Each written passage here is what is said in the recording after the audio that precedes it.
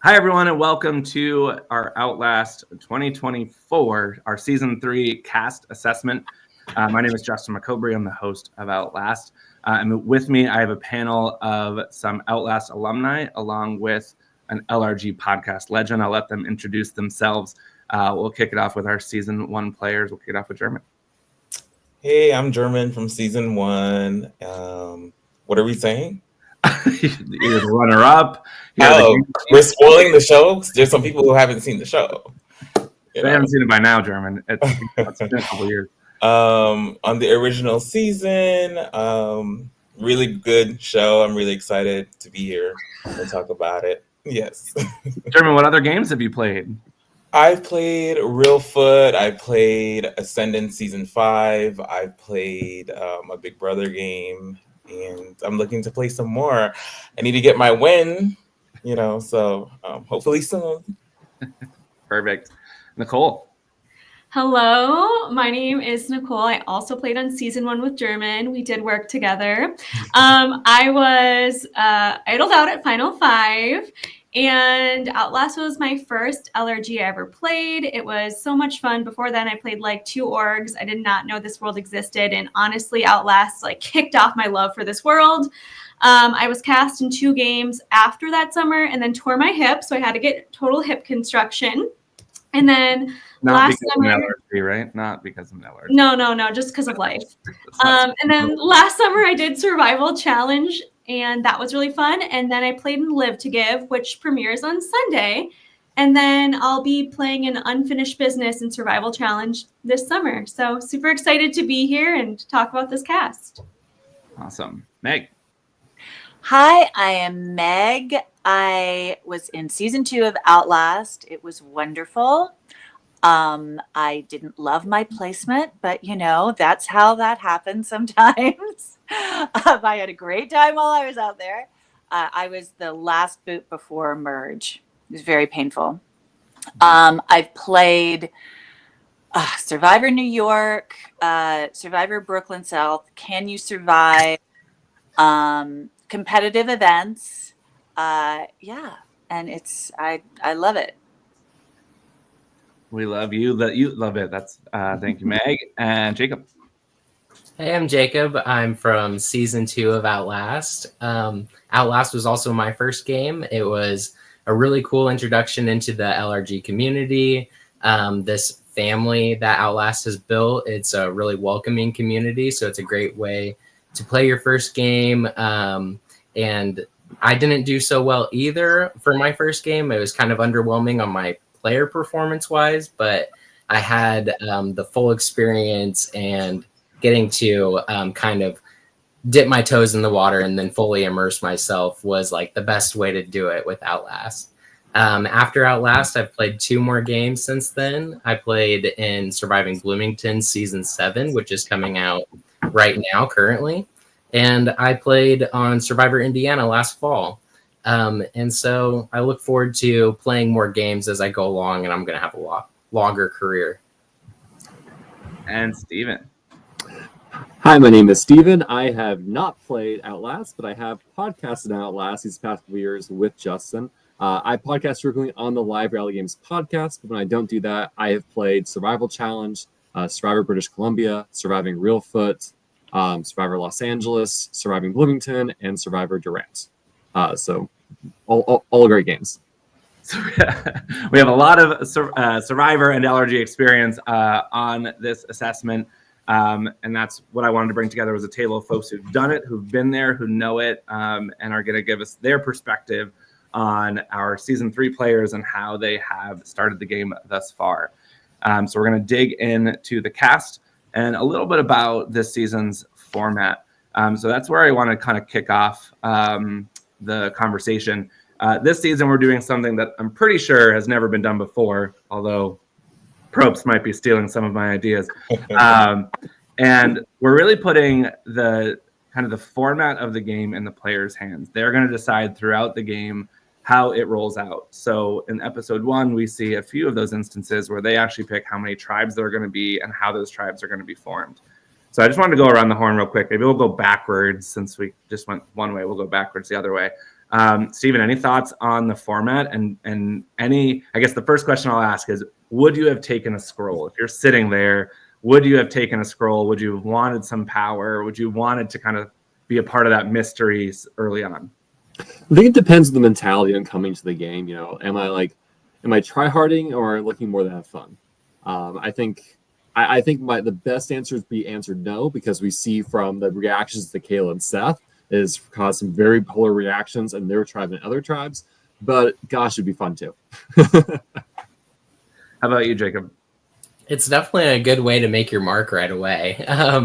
But I think that it's something that I would use more to watch who picks it up, use that information to my advantage, just kind of leverage off of that person, their gameplay, and what people have seen already. I don't think I would personally go up there publicly, mainly because it's in front of everyone. All right, Meg, how about you? Yeah, same. I don't want anyone to go, oh, that's Meg. I'd rather people not even know my name at the very beginning, right? At the very beginning, I think it's, personally, I'd rather blend than stand out. I'm glad we didn't do this in your seasons then, because no one would have picked. We've been sitting there. We'd still be sitting there. All day. Still be sitting there. Nicole, how about you? Would you pick up a scroll? Kind of the same with Steven. Like, would I want to be messy? I'm saying yes, but probably no. Like, I would probably also be sitting there until the sun goes down. I just don't want to stick out like a sore thumb. So no, I wouldn't want to go and pick it up. If there's one person on this panel that I think might pick it up, it is Jermin. Jermin, would you pick it up? Would you do it? If this was my first LRG, I don't think I would pick it up. I would be too nervous, too scared. But having played now like 4 LRGs, I'm definitely going for the scroll. You know, I want to be in control. I want to know what's happening, so I wouldn't be scared. And that's actually a really interesting point. Well, as we get to both Kayla and Seth, I think that mentality plays into their decisions a little bit. So that's kind of an interesting thought there, Jermin. Awesome. Well, we'll get to more of the format and kind of the decisions that are being made throughout the time. But for now, let's dig into our cast. We are going to go in alphabetical order, just so to avoid any sort of spoiler things, anything like that. I'm just doing it in alphabetical so nobody thinks that we're putting people in any type of order. Hey, Justin, really quick, I want to congratulate you on being so ingenuitive and coming up with this awesome choose your own adventure idea that now Survivor Jeff Probst is talking about, this great idea that you came up with. Well, I don't know if he's been scouring the YouTubes to find ideas. That's where it came from. Thank you very much. Obviously, I was a little nervous when I brought it up to the production team of like, hey guys, I'm thinking about this. What do you think? But they were all so excited about it, so on board, the rest of the entire team, and came up with many more ideas that I never would have come up with. So I think I started a little bug, but like they really made it what it was. So I'm very proud of it.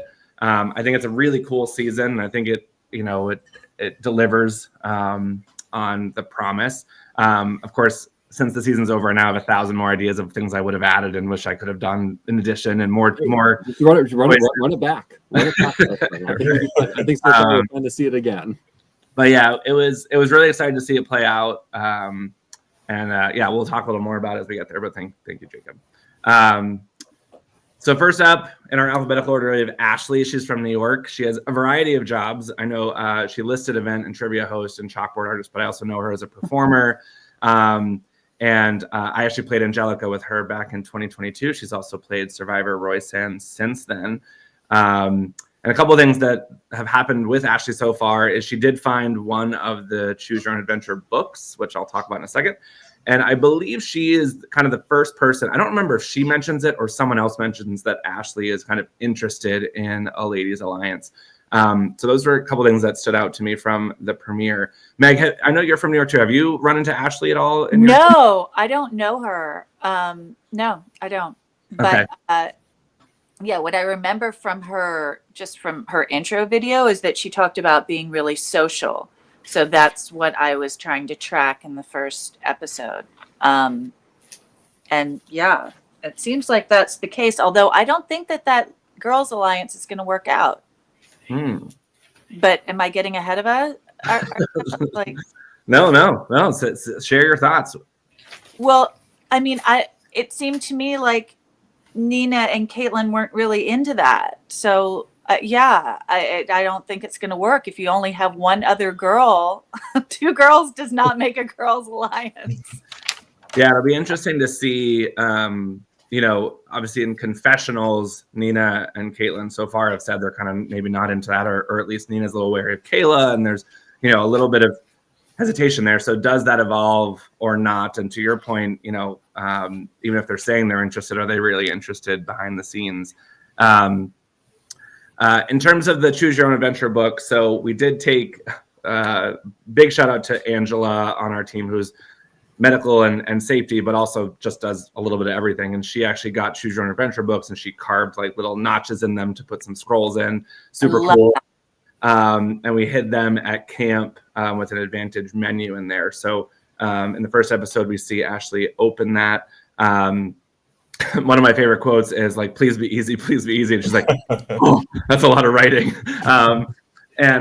So I'm curious for Jermin, if you find a book like that and you have those options, is there something that stood out to you in terms of the advantage that you would want to grab onto? I would say they're all good options, but there's one that says to see the vote before it's revealed.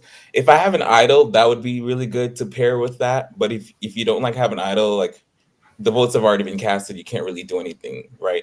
So then I guess I would prefer to maybe mutiny or do the tribal pass, because you can get out of like a sticky situation with those two, and you can like save an ally also. Yeah, it's interesting because I think mutiny always is kind of maybe looked at like a bad thing because you're abandoning. But I really like the whole point of it is like, if you get swap screwed, it's your way out, right? And I don't know that people always think that far ahead. They're always like, why would I leave my tribe? Like, why would I mutiny? But it's really like as a potential save in a swap situation. And we saw, the tribal council pass in season 2 when Bartley and Maya left tribal. Who knows how much that impacted the vote, but it's those types of things certainly can save players and have, the strategy has to shift.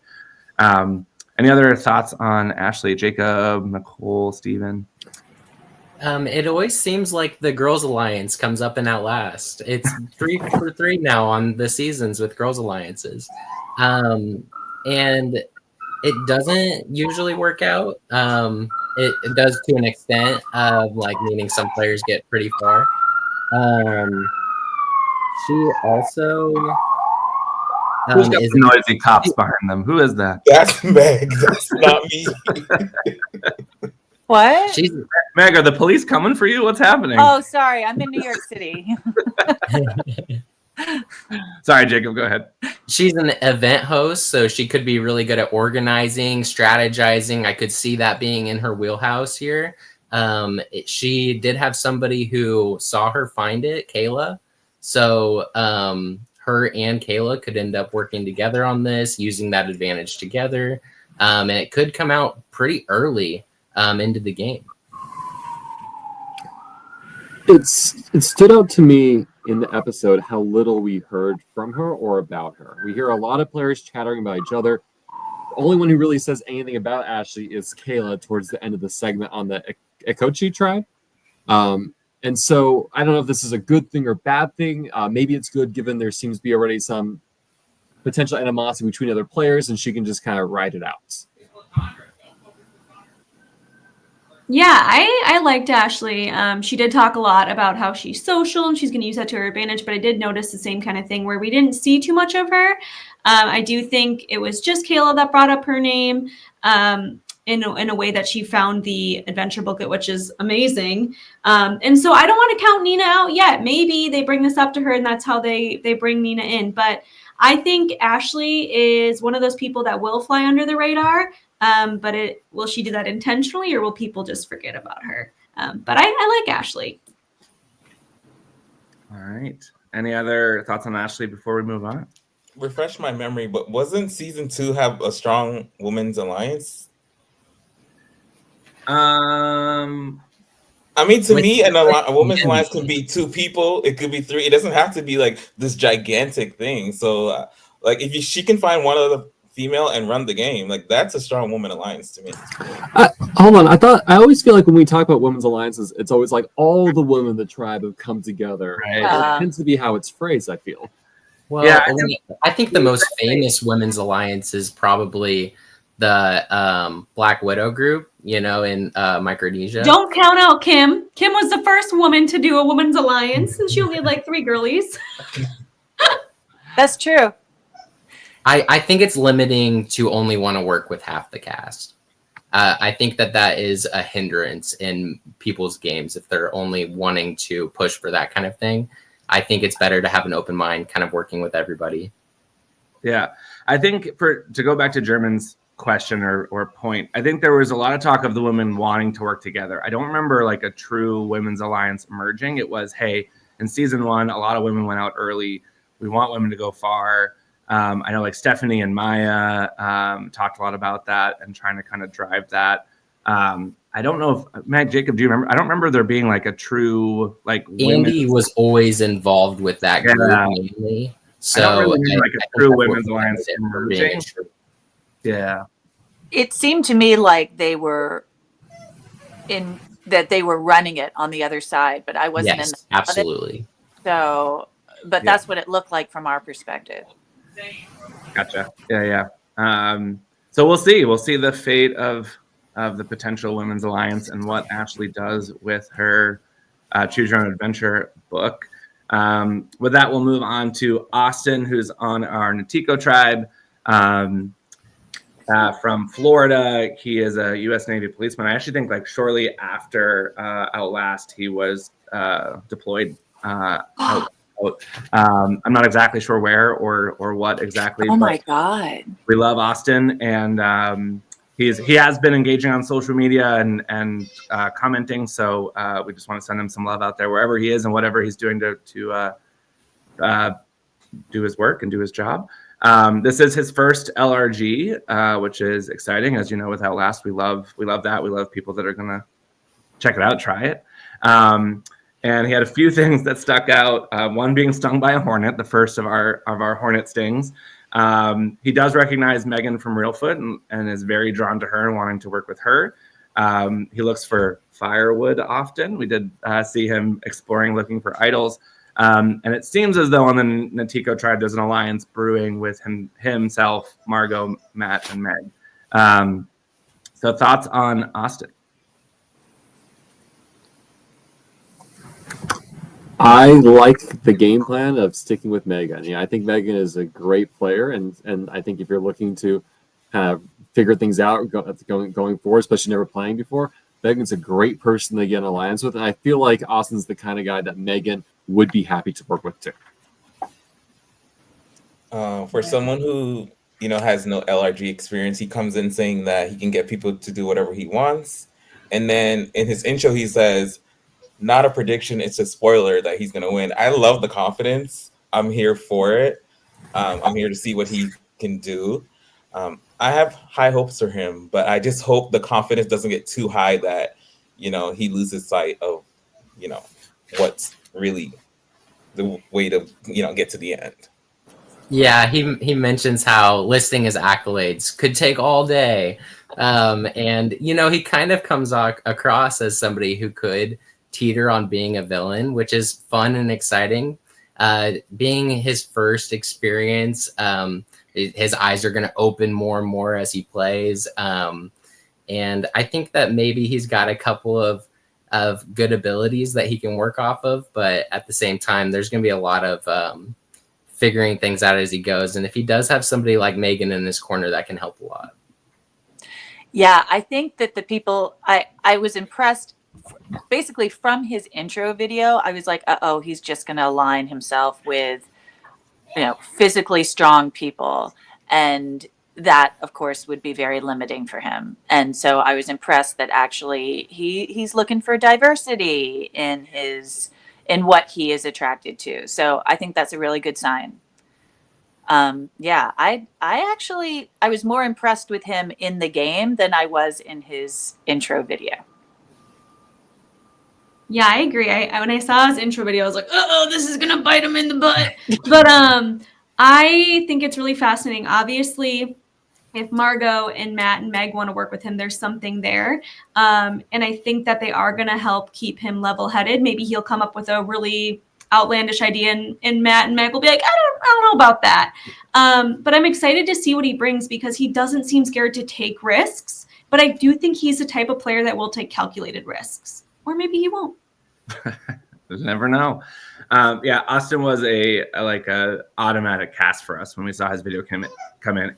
He was someone we'd never seen before, which we always love that.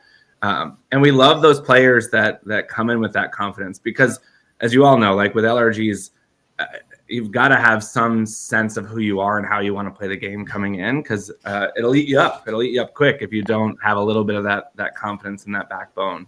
And just the way he presents himself, I think he's a little bit of a showman, like in his intro video, right? Like he wants to be entertaining. He wants to put on a little bit of that bravado. But I liked that once he got into the game, you could see like he was starting to make some of those choices that would help him succeed. So I liked that a lot. Any other thoughts on Austin before we move on? Great. Love it. Up next, we have David from California. He's a professor and an urban farmer. He did play Survival Challenge Season 7. Again, I played with David that season. On the Okochi tribe, one of my favorite quotes of the whole episode is that he dapples with grapple. He does reveal in episode 1 that he is Bob Crowley's son. Bob Crowley, the winner of Survivor Bagone. And as he's played Survival Challenge, none of the people who've played Survival Challenge, except for Drew and Luke, who just played on this past summer season together, which we didn't know when we cast them. None of the other ones, so Nina, who we'll talk about, Luke, Drew, and David have all played Survival Challenge, but David has not played with any of them. They may have seen each other in passing, like sometimes they go and volunteer, but they hadn't played together. But I think just that connection of playing Survival Challenge connects them in a way. They're like, hey, we both been through that experience. Like maybe we want to work together in this game as well. So there is a little bit, you can tell a little bit of a sense of a Survival Challenge alliance brewing in the background of Okochi as well. So who wants to kick off? Steven, I think have you met David through the Survival Challenge world? I've not met David, but I have at least watched I have watched your Survival Challenge season. On best season of Survival Challenge. Go back and watch it. I mean, the editing is To this fantastic. day, it's hard to pull, but it's the best to this day. Still the best. I think it's a fabulous season. Ours hasn't aired yet, so I don't know. I mean, I think what impressed me most about David's game is like you all come in the merge, his tribe is targeted, and he's able to get past that moment, move into the majority, and nearly gets to the end game as a result. I thought he had phenomenal social maneuvering, even with him being like, you kind of look at it's like, oh, this should be like that prime physical target of a character. And you don't see that in him. He's able to work his magic. So I'm very excited to see what he does here. Yeah, I can't remember exactly, but didn't he get something happen like right before the final tribal with him on your season? Like, didn't he just almost make it to final tribal? He was out in 4th, right? He was out in 4th. He won a reward where he got an opportunity to like chat with the jury and find out kind of what they needed from him to see him win, which was a really kind of, I don't know if that's what you're talking about, Nicole, but that was like the big moment. And then he was out in 4th. I don't really remember the circumstances of that vote. I think Anthony won immunity. Oh, yeah. And I think was it a tie? Now I'm blanking. I don't remember. All I know is watching him the whole season was amazing. He's so charismatic. He's so relaxed, and he just has a way of drawing people in and having them trust him. And he is this big social threat and physical threat, but he's able to fly under the radar, and it's incredible. And I think he would have won that season, maybe from an outsider watching. I think he was a great candidate to win. So I think he will be well connected in this game. I mean, we've seen a couple people talk about him already, and he's good with a lot of random challenges. So I'm really excited about David. He's high up there on my list. I would have loved to work with him. I had no idea watching the first episode until it was revealed that he was Bob Crowley's son. No, I was just like, that's the guy I want to work with. Now I wonder, though, it is going to get out. I think, doesn't he have to just sort of make it totally public? rather than, I feel like he's sort of keeping it a little bit under the radar. I'm not sure if that's such a great idea because people are going to use it against him, right? Okay, I don't know what the big problem is. Like, Yeah, just say Yeah. it. like, well, okay, this is a question for you guys. Would you be like, oh my God, he's Bob Crowley's son? Because I don't think I'd care. I think I'd rather know than find out that he didn't tell me.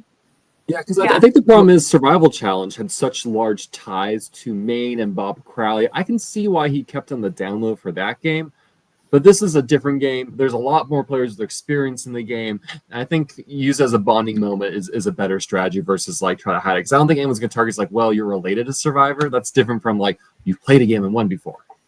Yeah, agreed. And he talks about that in one of his confessionals where he says like, my mom gave me advice to not tell anybody, but I'm gonna do the opposite of that, right? So like I think he knows that people will likely know, especially once he sees some Survival Challenge people in the mix. He's like, all right, it's probably gonna get out. I'd rather just get ahead of it and tell people. But I think, you know, he's trying to figure out the right way, right? Like the right time, the right way.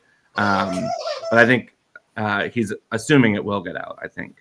Okay, good. I think it's a good way to connect him to other people. I mean, we're a group of, these casts are groups of Survivor enthusiasts. So getting to talk about things and having good conversation about things early on can be a good connector. And I also think that somebody who's Bob Crowley's son, who grew up with a winner in the house and seeing what that's like, and then becoming a super fan and playing in these games, I would think that there's an immense pressure inside of David to win one of these games. And so I think that he is going to do everything it takes to get as far as he can. I think that he is a contender on this season. He's one of my top 3 winner picks for this season. It could be David, but he also could be too big of a threat and get taken out. Any other thoughts on David? Sweet. I hope he lasts a long time.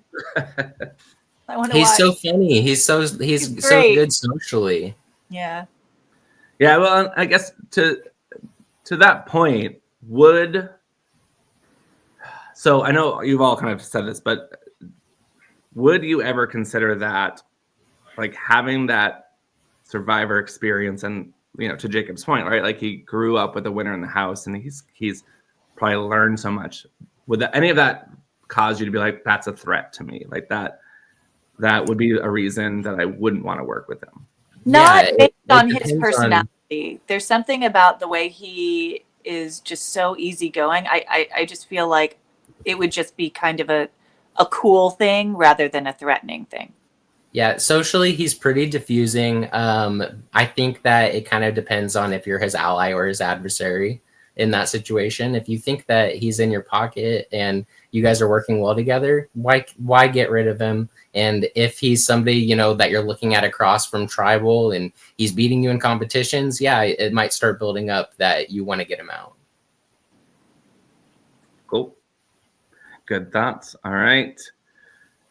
Up next, we have Dre, who is from New Jersey, in sales and a content creator. I think some of you may know him as Dre Media and his Caucus Challenge that he has run. I think they have a new season coming out as well, so go and check that out and support them. It looks like an amazing group and a really interesting season. I think it's Bets versus Rookies, something along those lines. And if you're looking for a challenge game, I think it's one of the best out there. So definitely check it out. And Dre also has an amazing way of bringing together the most diverse cast, I think, in all of the LRG universe. Like it's just such a wide range of people, which is really, really cool. He's on the Nantico tribe, also stung by a hornet. I think he is in this cast recognized by a couple people, and he did host Drew as part of the challenge. So there's some connection there. And as he says, it's Dre's way or the highway. That's his plan for this season. So, Meg, have you run into Dre at all throughout? I know of him because we've both played competitive events. I thought the way that he started this whole game is so smart. I wrote in my notes, he's a ringer. He does kind of come across as being kind of, mild-mannered and incredibly approachable. And the fact that he is, in fact, kind of a killer is going to be really exciting, I think. He's going to Yeah, he's going to surprise everybody.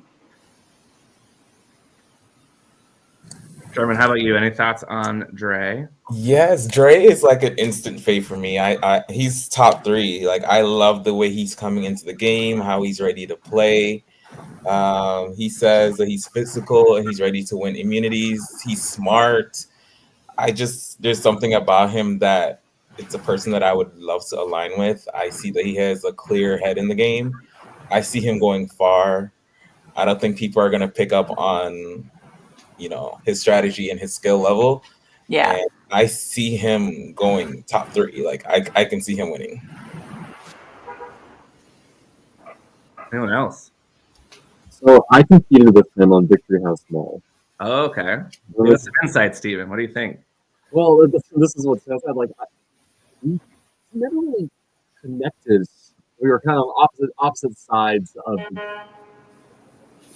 And so, like, Steven, your mic is cutting in and out a bit. I don't know if you. Can you hear me now? We can hear you. It's just kind of muffled and cut. Meg, you should probably mute when you're not talking. Okay, sorry. It's okay. All right. Is everything okay right now? Yes, that sounds much better. Thank you. Okay. Yeah, I'm trying to think back in the game we played with each other in 2021. We were kind of just on opposite sides of the game, so I never really got a more one-to-one relationship with him at the time. I'm really curious with how he describes himself as an emotional and loyal player.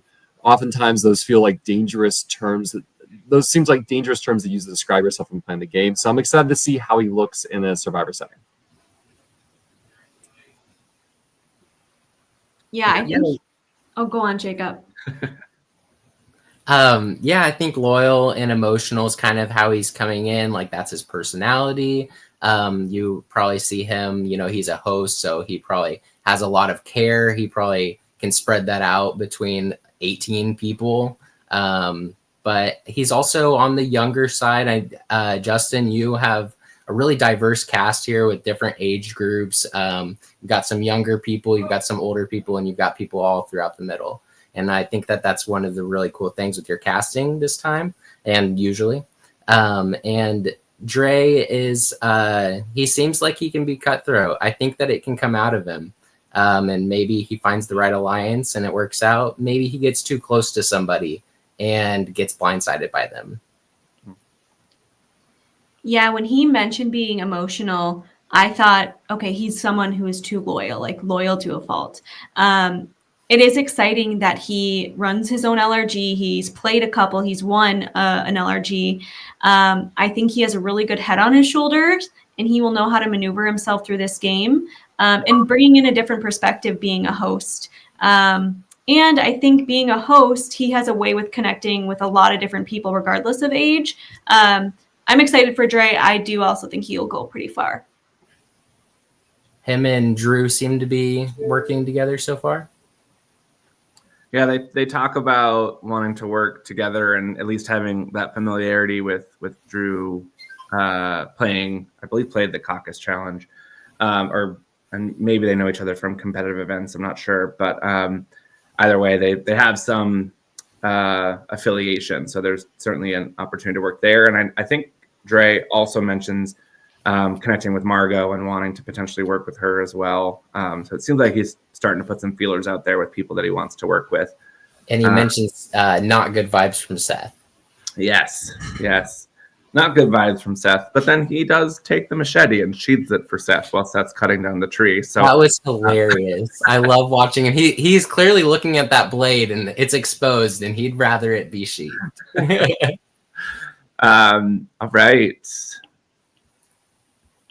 All right, up next we have Drew from Whitehall, Maryland. Drew's a nursing student and has played a few different LRGs on the Natiko tribe.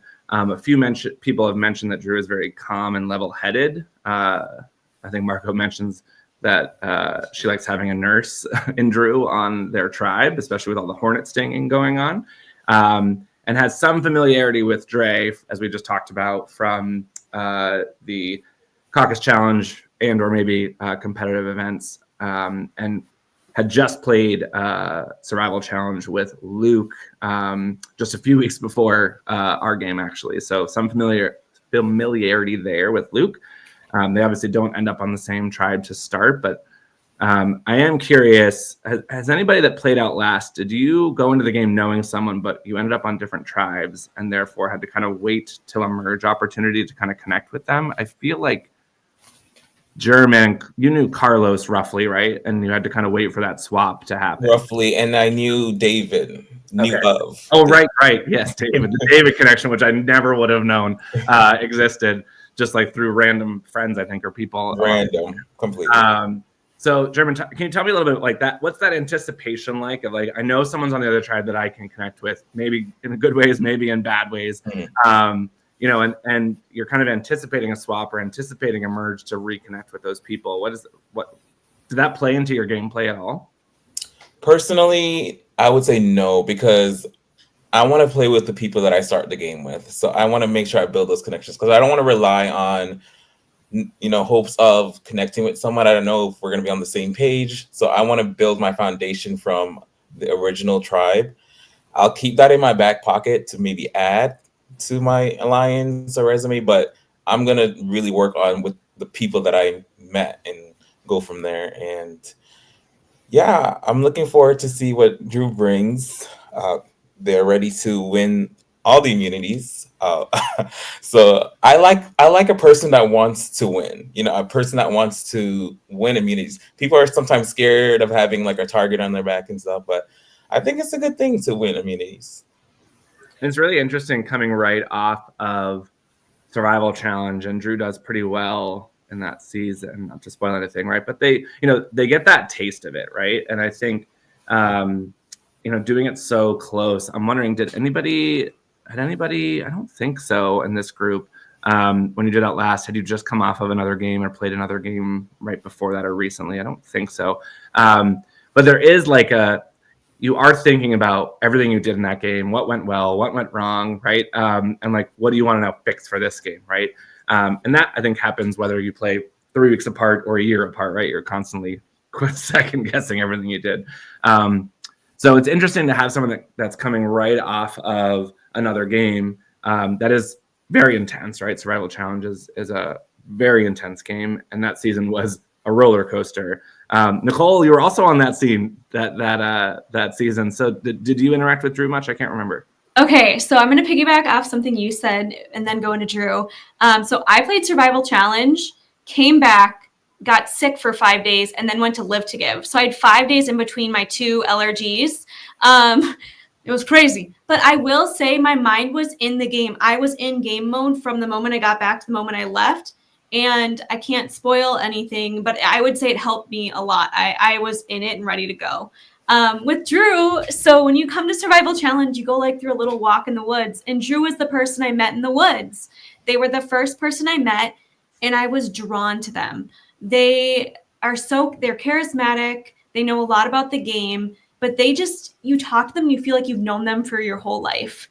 I didn't get to play with them. They were on a separate tribe, but they performed really well in challenges. They're a team player, good at communicating. They're really good at puzzles.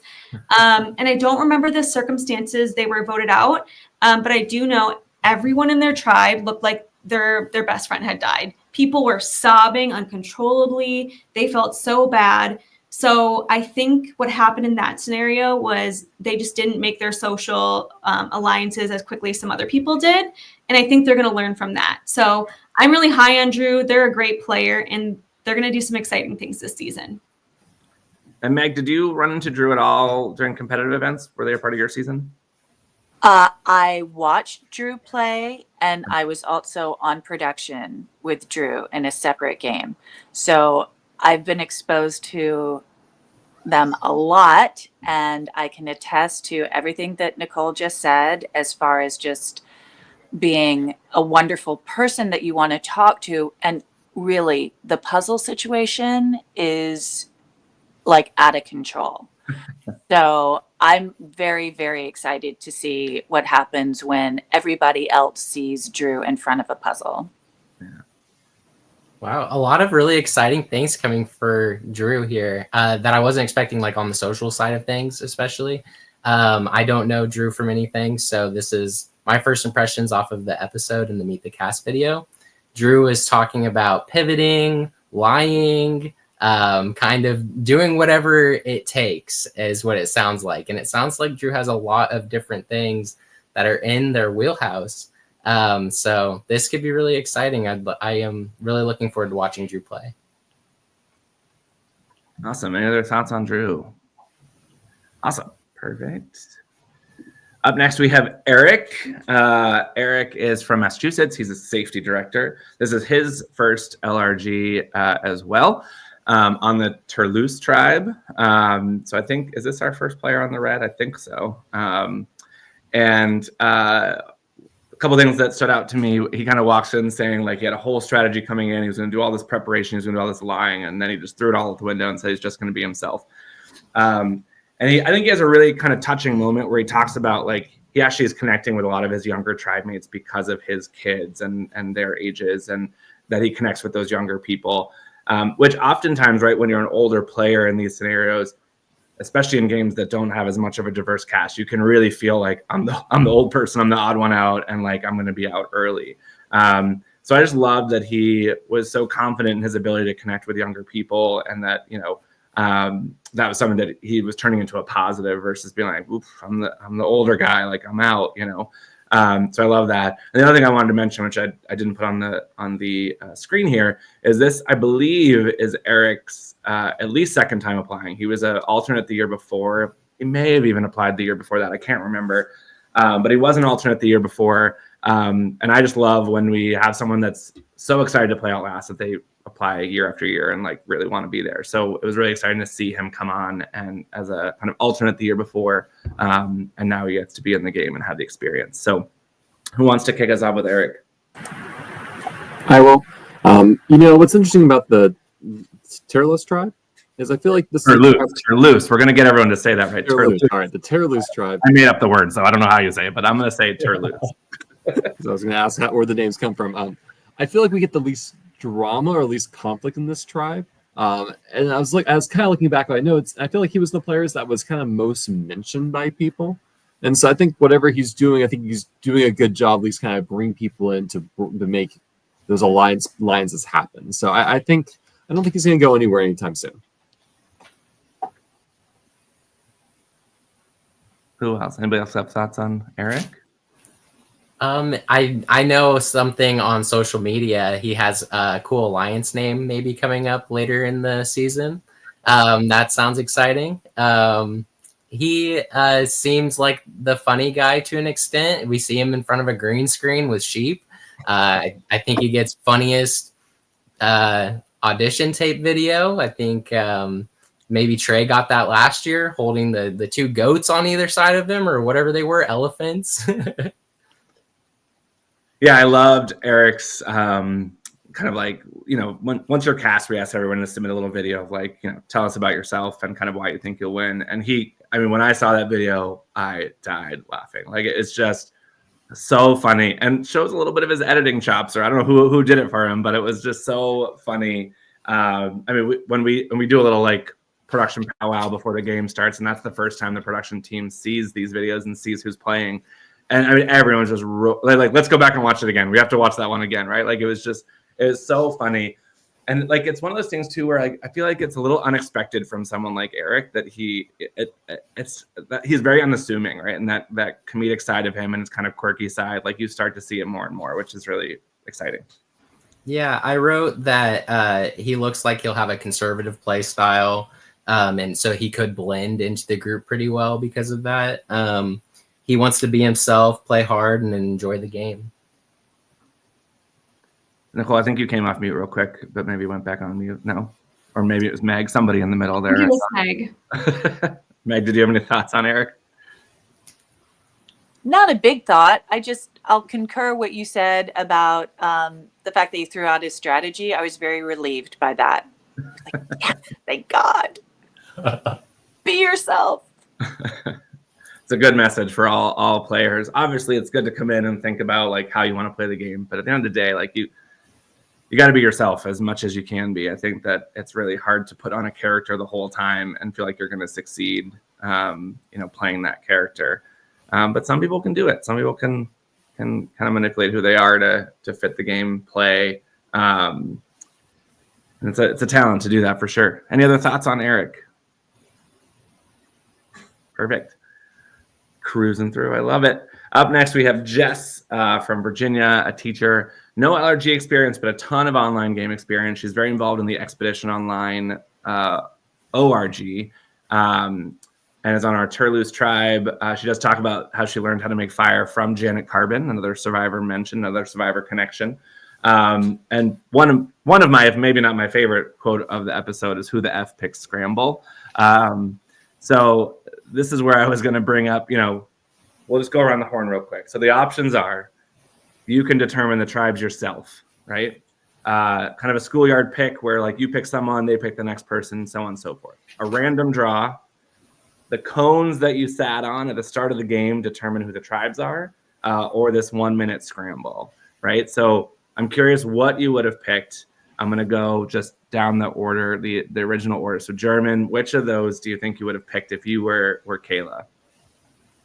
I would want it to be as fair as possible. So I would pick something more random. So either just the random or the cones, because I feel like that's the most random. I just. And I was going to ask Jermin and Nicole, you had a cone scenario for your season as well. Did you read into the placement of the cones or the colors of the cones or anything like that when you weren't thinking about that? I think all the cones were the same color, so I didn't. That's right. I didn't read into it like that. I think they were maybe all the same color. I don't remember though. But yeah, I was curious if people would think about that at all, since it happened in season 1 already. And like, I think Austin mentions, like, I saw the cone color that Megan was on. I wanted to be on the same cone as her. So it's interesting. All right, Nicole, which one would you pick? Yeah, I agree. I wouldn't want to create waves. And I would kind of think back to the cones and be like, was there anyone with my same color cone that I want to play with? And if I couldn't think of anyone off the top of my head, I'd just do random, just because people aren't going to be mad about that. Okay, it seems the most fair. I'm not standing out in any way. Meg, how about you? Well, I actually in a game had to pick my own tribe from the beginning. I was forced to do that, which was terrifying. And I want to do it again and do it right. So I think I would go with pick my own tribe. Really? Yeah. Oh, so interesting. So I don't want to spend too much time on it, but Meg, like, talk me through that process. Do you feel like you try to create the strongest tribe that's going to decimate the other tribes, or do you try to make them even so you're kind of being as nice as possible? Like, what's your strategy if you were to do that? I wouldn't go by physical strength. I don't think that the strongest physically would be the best tribe for me. So it would be a different criteria. It would be by vibe, actually. Okay. All right. That's so interesting. Jacob, how about you? Which of those would you pick? I would pick the sequential picks because it gives you some sort of information or impressions right off the bat. The schoolyard where you pick the next person. Yeah, like you choose somebody and then they get to choose the next person. Yeah. It certainly gives you the most info, and you can make some assumptions of like, hey, if they picked that person, why? Like, do they know them? And like, guys, maybe gives you the most information in terms of because I think with the scramble pick, as you see, it kind of plays out pretty randomly. Like, people basically grab the people to their left and right. But there, I think what's interesting, we'll talk about this when we get to Kayla, is it does give you a little bit of control, right? You can kind of grab onto the people you want to in that scenario. Steven, how about you? If you had to pick. Schoolyard pick, because I think that option gives you also the most control without a more explicit chaos. Yeah. That's probably where I go. That, or I just pick it myself and just figure out the consequences from there. Yeah, so I love that Jess and so many people obviously echoed this throughout the episode of like, why would you pick Scramble? It's the last thing I would have picked. But Jess is one of my favorite confessional folks. She's really funny. She's bringing the entertainment behind the scenes, which is really fun. And again, I love people that what's great about Jess is she has some knowledge from Expedition Online and from playing from some orgs, but she is fresh to the LRG experience, right? Which I think she's got a little bit of game knowledge, but she's still kind of seeing it all fresh, which is really cool. Has anybody run into Jess as part of Expedition Online? I'm trying to remember if anybody played that on this. I don't think so. But any thoughts on Jess? I'm with you in that she's a quote machine. I love the "Not Today, Satan" quote that she dropped. I hope she sticks around for our television viewing benefits. Is she the one that said machetes for days? No, that's Margot. We'll get to that. Don't worry. Okay, I love that quote. Jess is somebody who has this like really bright, approachable energy to me. She seems like somebody that knows the game pretty well, like strategically too. So I think socially on the outside, it's going to be somebody who would appear non-threatening, but could be threatening on the inside. And I would want to work with Jess, actually. She would be maybe a dark horse pick for me this season. Yeah, I really like Jess. She keeps saying, I'm just going to keep on smiling, but I do think she'll be plotting behind the scenes. She's an elementary school teacher, so she has a lot of patience. When you're an elementary school teacher, you got to connect with a lot of families and know how to mitigate people who are upset with you. And she's just really hilarious. I want to keep her on my screen as long as possible. I'm excited about Jess.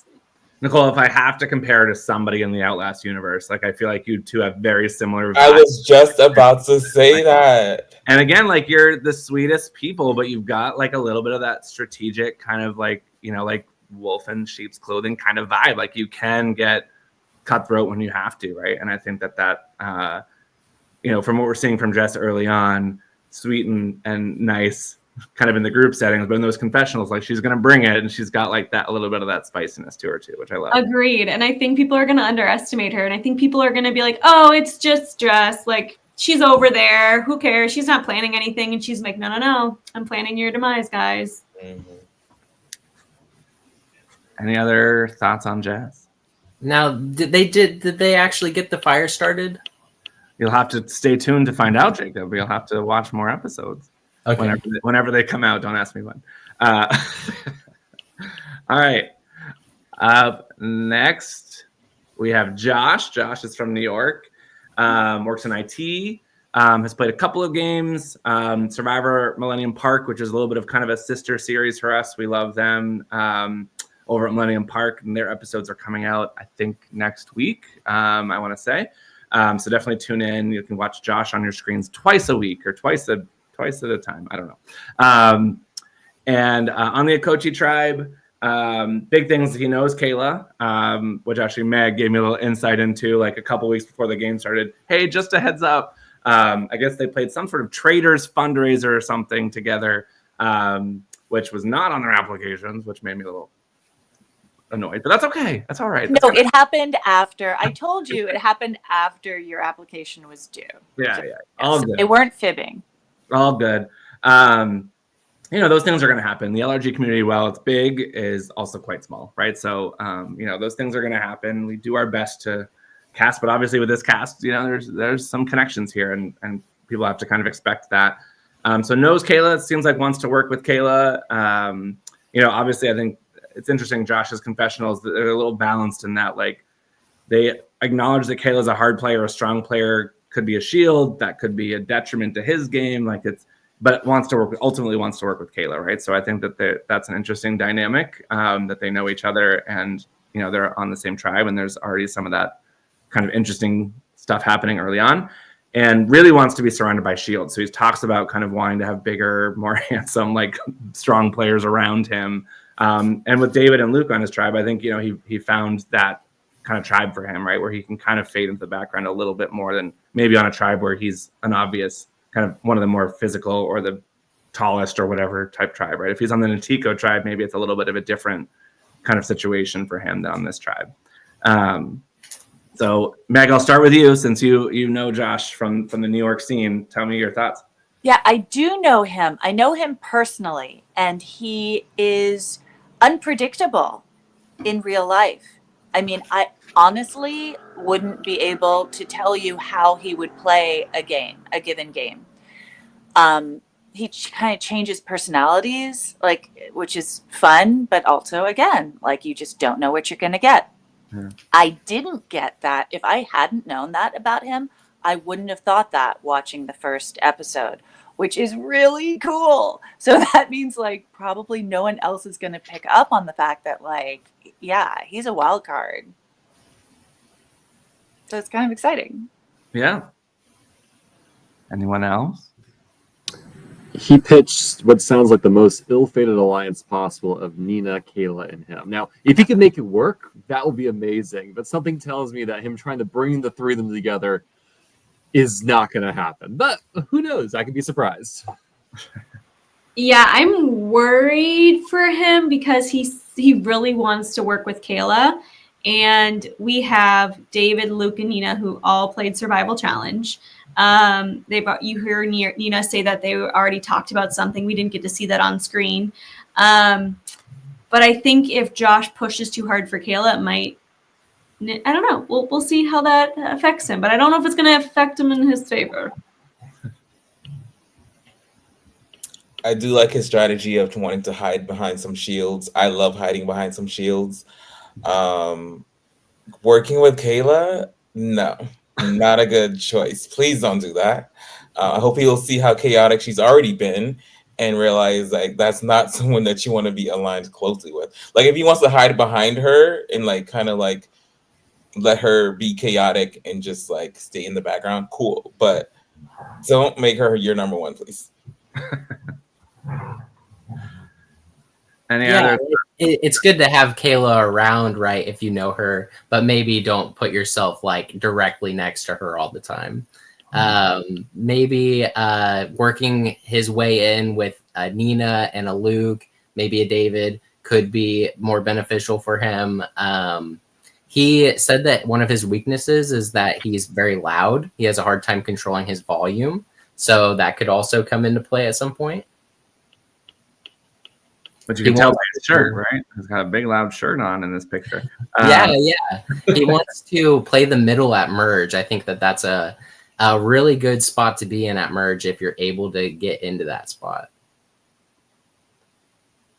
Yeah. Any other thoughts on Josh? All right, we'll keep going. But yeah, I'm very interested to see how the Josh Kayla dynamic will unfold, and if he's able to kind of stay in the background there with the shields in front of him.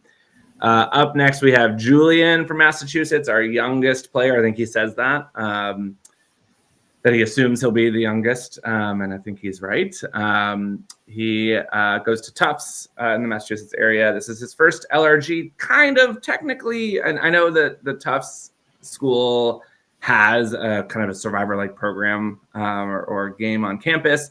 And I think he also hosts some like mini games. So he's definitely got some LRG experience, but this is his first game that he's actually, I think, playing out in what we consider kind of the non-college LRG community on the Turlouse tribe. He's the first one to get to the field, and we see a brief clip of him kind of looking around at the cones. Spoiler alert, there's nothing under the cones this year. So didn't find anything there. But at least we see his mindset that he was looking. Does know Lauren, which is, again, something I didn't know, but, as both being kind of that college LRG world, they kind of did have some sort of light connection and played, again, a traders game. I don't know, these traders games are really screwing with me, but played some traders game together. But knows her and wants to work with her. Kind of comes in saying he wants to be entertaining and wants to put on a good show. And one of my favorite moments is like as he runs to the grappling hook in the opening, he's like, "Oh, I practiced this at home," and does it on, I think, on the first toss. So preparation does help everyone. But thoughts on Julian? Julian is actually the first person who was on my radar because he followed me on Instagram pretty early on. And so from what I can tell, online, he's a Tottenham fan. That doesn't bode well for him winning, but he is young, right? He has that to him, but he also seems to be strategic and he wants to be entertaining. He's definitely going to be entertaining. It seems like he's going to capture on the screen really well. So some physical ability, some maybe a little bit of naivety to begin with, but at the same time, I'm really excited to watch Julian play. He mentions that they're going to be tribe strong maybe in this first episode. Yeah, and I'll just riffing off that real quick, Jacob, I will say Julian is undoubtedly, I think, the biggest Outlast fan out there that there is. We see it in his little intro video, but he makes little models of the Outlast challenges to like practice them. He's a big like Survivor fan and makes a lot of puzzles, but he also in his audition video showed us all the Outlast challenges that he created in his house to like practice. And I'm sure he's followed many of you on your social medias because he, really wanted to kind of dig into the previous cast, and like he's a big fan. So putting him on the season was a no-brainer. We love people that obviously have an investment in the Outlast experience specifically. And I was excited to have him there as a super fan of our game and what we do. Other thoughts on Julian? Well, because I was like, what, do I know him? And I think maybe it might be a Facebook situation too.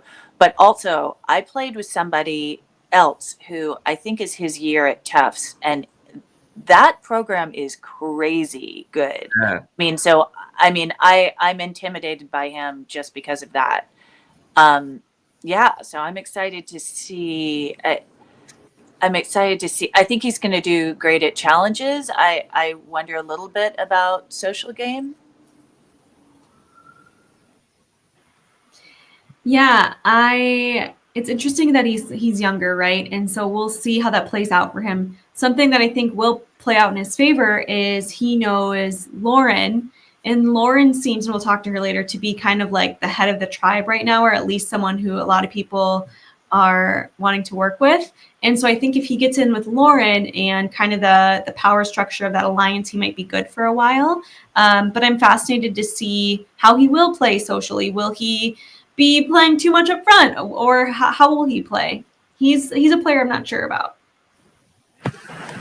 I really emphasize with it because he was one of the few players that discussed, I wish this was a 2-tribe season, not a 3-tribe season. Most players seem pretty okay with the choice, but he was like, man, I really felt like I would have had space to hide in a 2-tribe cast. And frankly, like whenever I have 10 players on a tribe, I feel like I have a lot of breathing room. It's only when you start getting on the 6 or 7, you're like, okay, now there's no escape. Every name's being thrown out. So I agree with him in that, at least. So I like that. Any other thoughts on Julian? Young people in Survivor scare me. When I say young, I mean like under 21. It's because they're just so like eager and they just want to do it all. And, I just hope that he'll tone it down a little bit. He's very smart, good at challenges. I hope he uses that and works well with Lauren. And yeah, I think he has a good head on his shoulders. I think he's gonna be very entertaining. So I do hope he goes far. I'm just worried that he'll try to like do it all, and it's gonna consume him. All right. Up next, we have Caitlin. Caitlin's from Massachusetts. This is her first LRG. I believe she's also done some org stuff, so she has some game knowledge, but this is her first LRG. She's on the Kochi tribe. I think the biggest thing I got from her out of her early confessionals is she's very observant. She talks about all the other players and kind of her first perceptions of them. She's really taking a seat back and really listening and watching and seeing what people are doing. She mentions like, wanting to let Kayla kind of stick out as a leader and kind of like hide behind her a little bit. And she does mention that she's a little worried about the physical challenges, but that first reward challenge, she's like, I did all right, I did okay. Like I was a little worried about this coming in.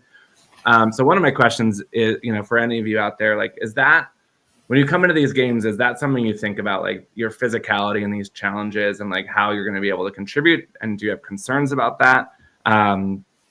I harken back a little bit, Meg, to the season 2 challenge with you and Hannah, where you had to run into the woods, very similar to this reward challenge, right? You had to run into the woods and find the puzzle pieces.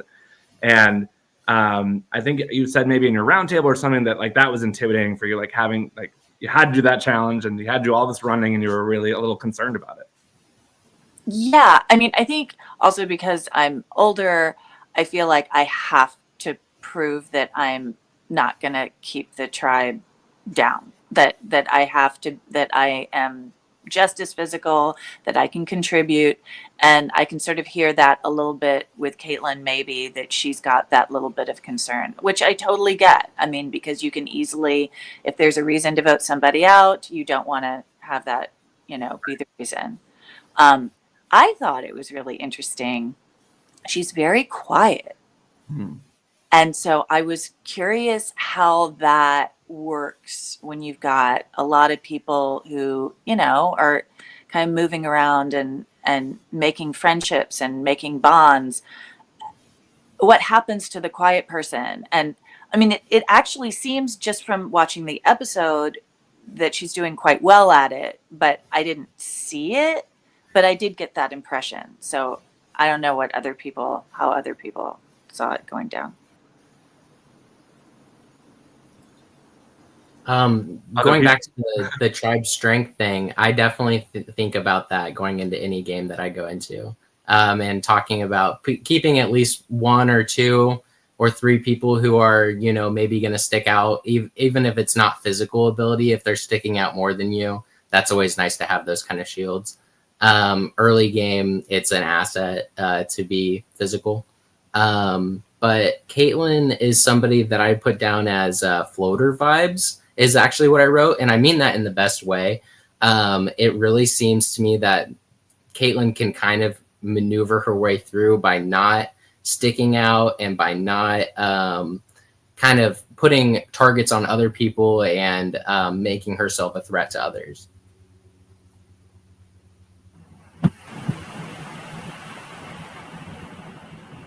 Steven, you're off mute. I hear it. I don't know. I really liked her confessionals. I think she was one of my favorite confessionals with, as you know, kind of her observation skills. I don't think she's in trouble in this tribe. I think this tribe has enough things happening that they have to deal with first before they consider her. And so maybe floater is a good way to describe. She's just going to kind of float through this kind of madness of her tribe's section.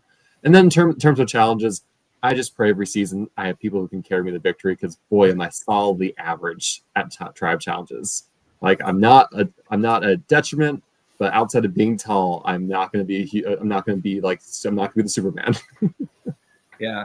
And it's interesting. I know there's been a lot of debate on some LRG discussion boards and such of like, what does it mean to keep a tribe strong in an LRG? Like this is not $1 million real life Survivor where you're doing all this swimming and all this craziness. Now, some games have some of those elements, but it's always really interesting to me how much that's valued or how much that's not valued, right? And I think, a lot of people have argued, like, in these games where you're not going to have those crazy challenges, like, get out some of these big threats early. Like, why wouldn't you? In Outlast, we know that, being a short game, the only way we can really make people kind of feel the physical exhaustion is through a lot of physical challenges and running, right? Like, that's one of the ways we can make you kind of feel tired and feel gross and all those things. So we do put a lot of running and a lot of kind of as much physicality as we can into the challenges. But I always find it really interesting how people still find a way to kind of navigate around that and not let that affect their game. And I mean, Jess, I feel like in a lot of games, like when you throw out like, well, we need to keep the tribe strong, this is just a catch-all excuse. You want the person gone, you don't know how to make it happen, so you're going to say tribe strength. Yeah, I think that's just the default, and people kind of like, yeah, we'll roll with it because we don't want to like throw something else out as a rationale. Yeah. Ooh, I'll say one more thing. At least in our season of Outlast, a lot of the bigger, stronger guys couldn't. They were falling like trees. I don't know if it was because of hydration or whatever, but like the guys that looked like they were strong were actually suffering the most. So there's always that. Exactly, right? Like that's what I meant. Like, I think it's really interesting the people that you right, like that one of the up and down challenge, Jacob, where you had to kind of flip over the tokens, right? Like you had super physical guys, right, that were dying and like could barely stand up after that, right? So like, I think there's a very interesting dynamic at play when you think about the physicality of some of these games and who has the endurance versus who might have like the quote unquote like strength, right? I think that's a really interesting kind of dynamic at play. There are so many types of strength, and just being a little bit faster, a little bit stronger are not going to be the main factors that help you win the challenge. I think if we're talking about the history of Outlast, looking back at season 2, there's a lot of guys in this season 3 cast that are talking about mitigating their threat level physically until merge, and then they all want to win. But I think that I think that we saw Jeff, get talked about a lot in our last season. And so maybe they're coming in with that kind of mindset on this season where Jeff was targeted really hard for his physical abilities. He didn't mitigate it so well. And then Bartley as well. We saw him as, a very big perceived threat. So that kind of took him out as well. Yeah. It's interesting how it's both a benefit and a detriment to games depending on the season you're in, the players you have, and who can hack it, who kind of can't, and kind of where people fall. So super interesting. But I was glad that Caitlin felt a little bit more confidence after that first challenge, and she's like, hey, I hung in there. Like I did it. Like I'm not a big deal, right? And I think that as a host is really exciting to me. Like I really want people of all abilities and body types and all those things. Like I want those people to come play Outlast, and I want them to obviously we're going to have physical elements of challenges, but we always try to mix in social dynamic challenges and trivia challenges and puzzles and elements of that where everyone can shine. Right. So I love that she got a little confidence boost of like, hey, I hung in there. And like, that's always exciting for me as a host. Any other thoughts on Caitlin? Yeah, I'm super high on Caitlin. I love that she's very observant. She's taking a step back. She's seeing the dynamic of the tribe. I have that she wants to help out an alliance. I love a person that is loyal. Like you want to help your alliance. You're going to stick to your alliance. She doesn't give me like a backstabby vibe. Like she wants to come and like stab people in the back. Like she's going to be loyal. She is going to lay low. I think that if she sticks with the right people, she can really go far. And I'm rooting for her hard. Yeah, I love it. There was a quote now that you just reminded me where she says, like, I'm here to help, right? And like those people that are like, I want to be a number, I want to help, but I don't necessarily need to be in the forefront. Like I don't need to lead, right? And I think maybe someone said this, right? Like she's not really in trouble because there's so many leaders on this tribe, right? Like everyone's trying to take that control, that like she can be that helpful, loyal number. And kind of let them kill each other. You know what I mean? And whether that's intentional or just how she is naturally as a strategist, I really liked that element. Yeah, the last thing I'm going to say, well, I haven't talked to her yet, but what I'm going to say about her is a lot of high praise. What I have in my notes in all bold is people like her. She was brought up in a lot of different people on her tribe's confessionals saying, oh, I like Caitlin. I'm drawn to Caitlin. I want to work with Caitlin. And it's because she's cool, calm, collected. She doesn't have a big personality, and that's going to work in her favor. I do think she's going to be loyal, and there's just a lot going on in her tribe, and I think she's going to be safe. Awesome. Any other thoughts on Caitlin? All right. We're going to move on to, I think, what is being deemed, or who is being deemed as Chaos Kayla for the Outlast universe. And I think she'll love that. She might hate it a little bit, but I think she'll love it mostly. From New York, ton of LRG experience, probably one of our most, one of our players with the most experience out there on the Akochi tribe. And obviously, big moment. She takes that opening scroll. She chooses the 1 minute scramble. And one of my favorite things, she kind of becomes the player of the episode for me, just because she talks about how like she came in wanting to chill.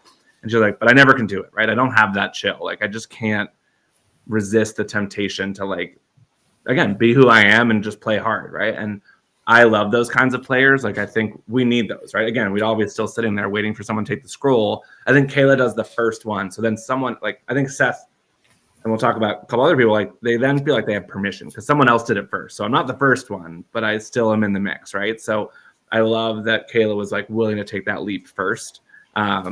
Even if she kind of went in wanting to stay in the background and not do any of that. So, and I know, Meg, you've come across Kayla before as well. So tell me your thoughts on her. Yeah, I played with her in Survivor Brooklyn South. Oh, it isn't even on the list. So there's I another one. know, I noticed that. Sorry, don't be mad at me, George. I think it's Kayla George. is amazing, and I can tell you, I have watched her just her gameplay just has, I mean, it's gone through the roof, and I love that now. Like, she's got so much confidence going in, and to me, that's really like exciting to watch. And yeah, of course, go for this girl. For her, that makes all the sense in the world.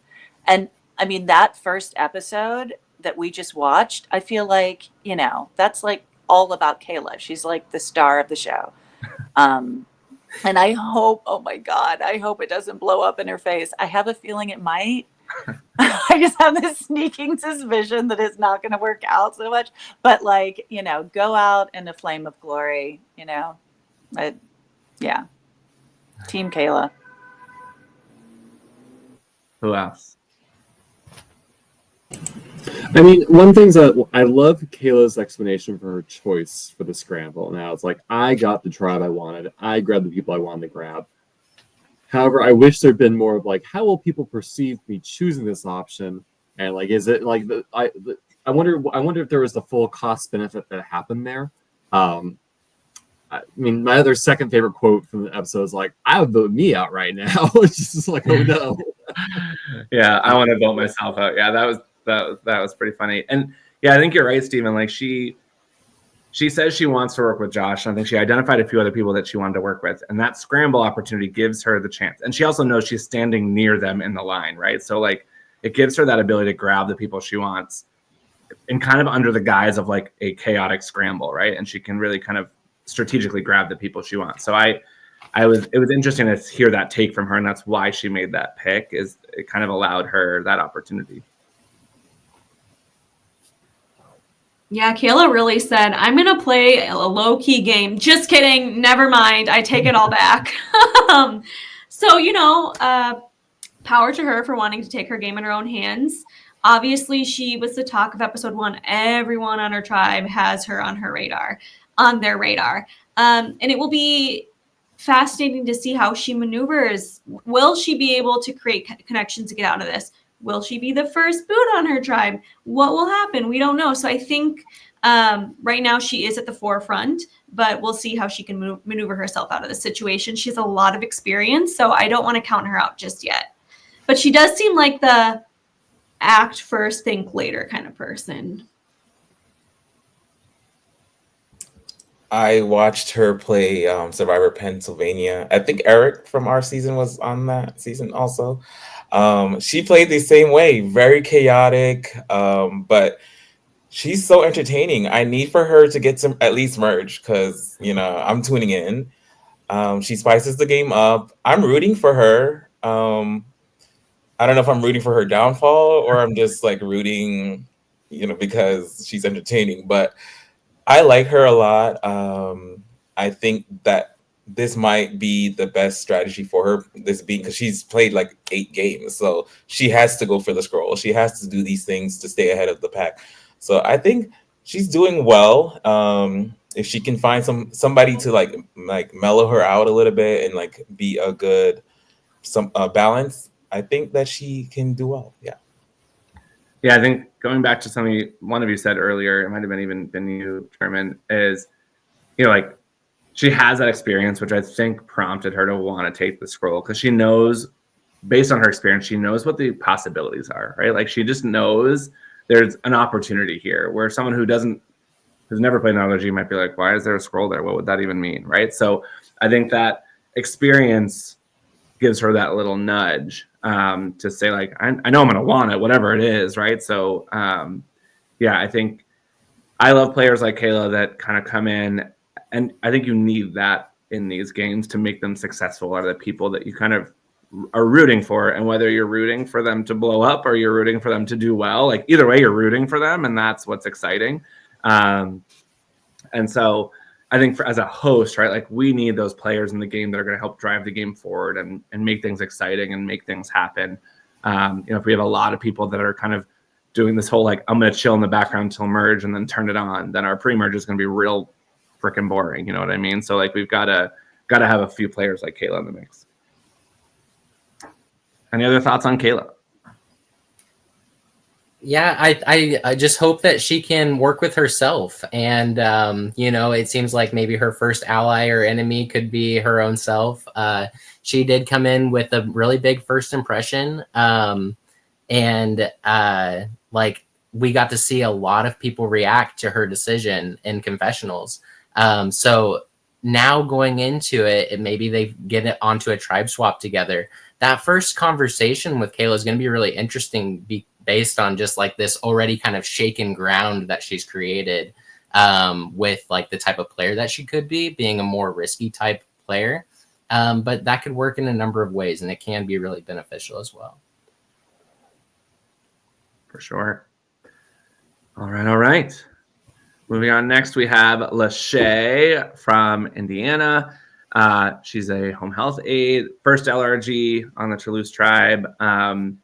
Just like the most adorable little intro video when she's walking in. Like, I love her little giggle. And she says she wants to be friends with everybody, but not anybody, really, right? So, like, I think that's a great mentality to have coming into these games. We do hear that Lauren really wants to work with her during the scramble when she kind of gets pulled away from her. She's kind of like, oh no, what am I going to do, right? So there's a dynamic at play there. But she does also mention feeling a little disconnected from the tribe, trying to figure out how to fit in, which I think for anybody who's never played one of these games before, that's very common, right? You're tossed in with a bunch of strangers and you're like, I have no idea what to do here and like how to connect with folks. But she does say she really likes Eric, right? Excuse me. So, Jacob, I'm going to come to you, a fellow Indianian. I don't know how you say it. Representing Indiana. Thoughts on Lachey? I was so excited to see Lachey on this cast. Seeing another person from Indiana. I know we've got 2 on this season. So that is really, really cool. I know that this is Lachey's first game, so there's going to be a lot of that eye-opening experience happening at the same time. Outlast is a great game to do your first game with, and I think it's a little bit more of a I don't know if you're still considering yourself an older school game, Justin, but maybe that can benefit with this kind of first player experience. Lauren, Eric, it says likes Eric, and I know we have the Lauren connection as well. So that's a really solid base. Yeah, I think, right, if you think about that tribe, Lauren and Eric are probably like the staples, right? Like it seems like a lot of people want to work with both of them. So if she's in good with the 2 of them, I think she's in good with that group. Other thoughts? Kind of going off with these games, you can be introverted and still play and do really well in these games. That said, those opening hours, especially for the faster the game, the more important it is. Those opening hours, you really have to be your most outgoing self and connect to people and make the most of that. And so I'm hoping that she doesn't end up more isolated, because that will give people an easy reason to vote her off early if their tribe loses fast. So that's just the only concern I kind of have, her feeling disconnected. And we don't hear, again, we don't get as much in this tribe field. We don't really hear people talking about Lachey.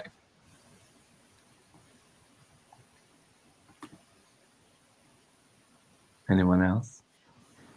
I mean, I wrote in my notes that she had made a connection with Eric and Lauren. So I hope that's true, because like what Jacob was saying, I think that's a really strong place for her to be. But I now that Stephen has said that, yeah, that is a worry, that if in fact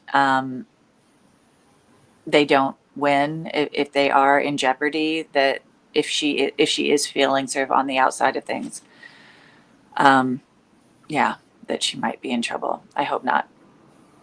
She seems great. She's totally someone I would want to ally with instantly. I get a really good vibe from her. Yeah, she talks about a Misfits alliance or something like that, kind of working with the outsiders, being weird and kind of like fully letting herself go and like be herself and stuff. And I think that's awesome. Yeah, I love that as well. Yeah.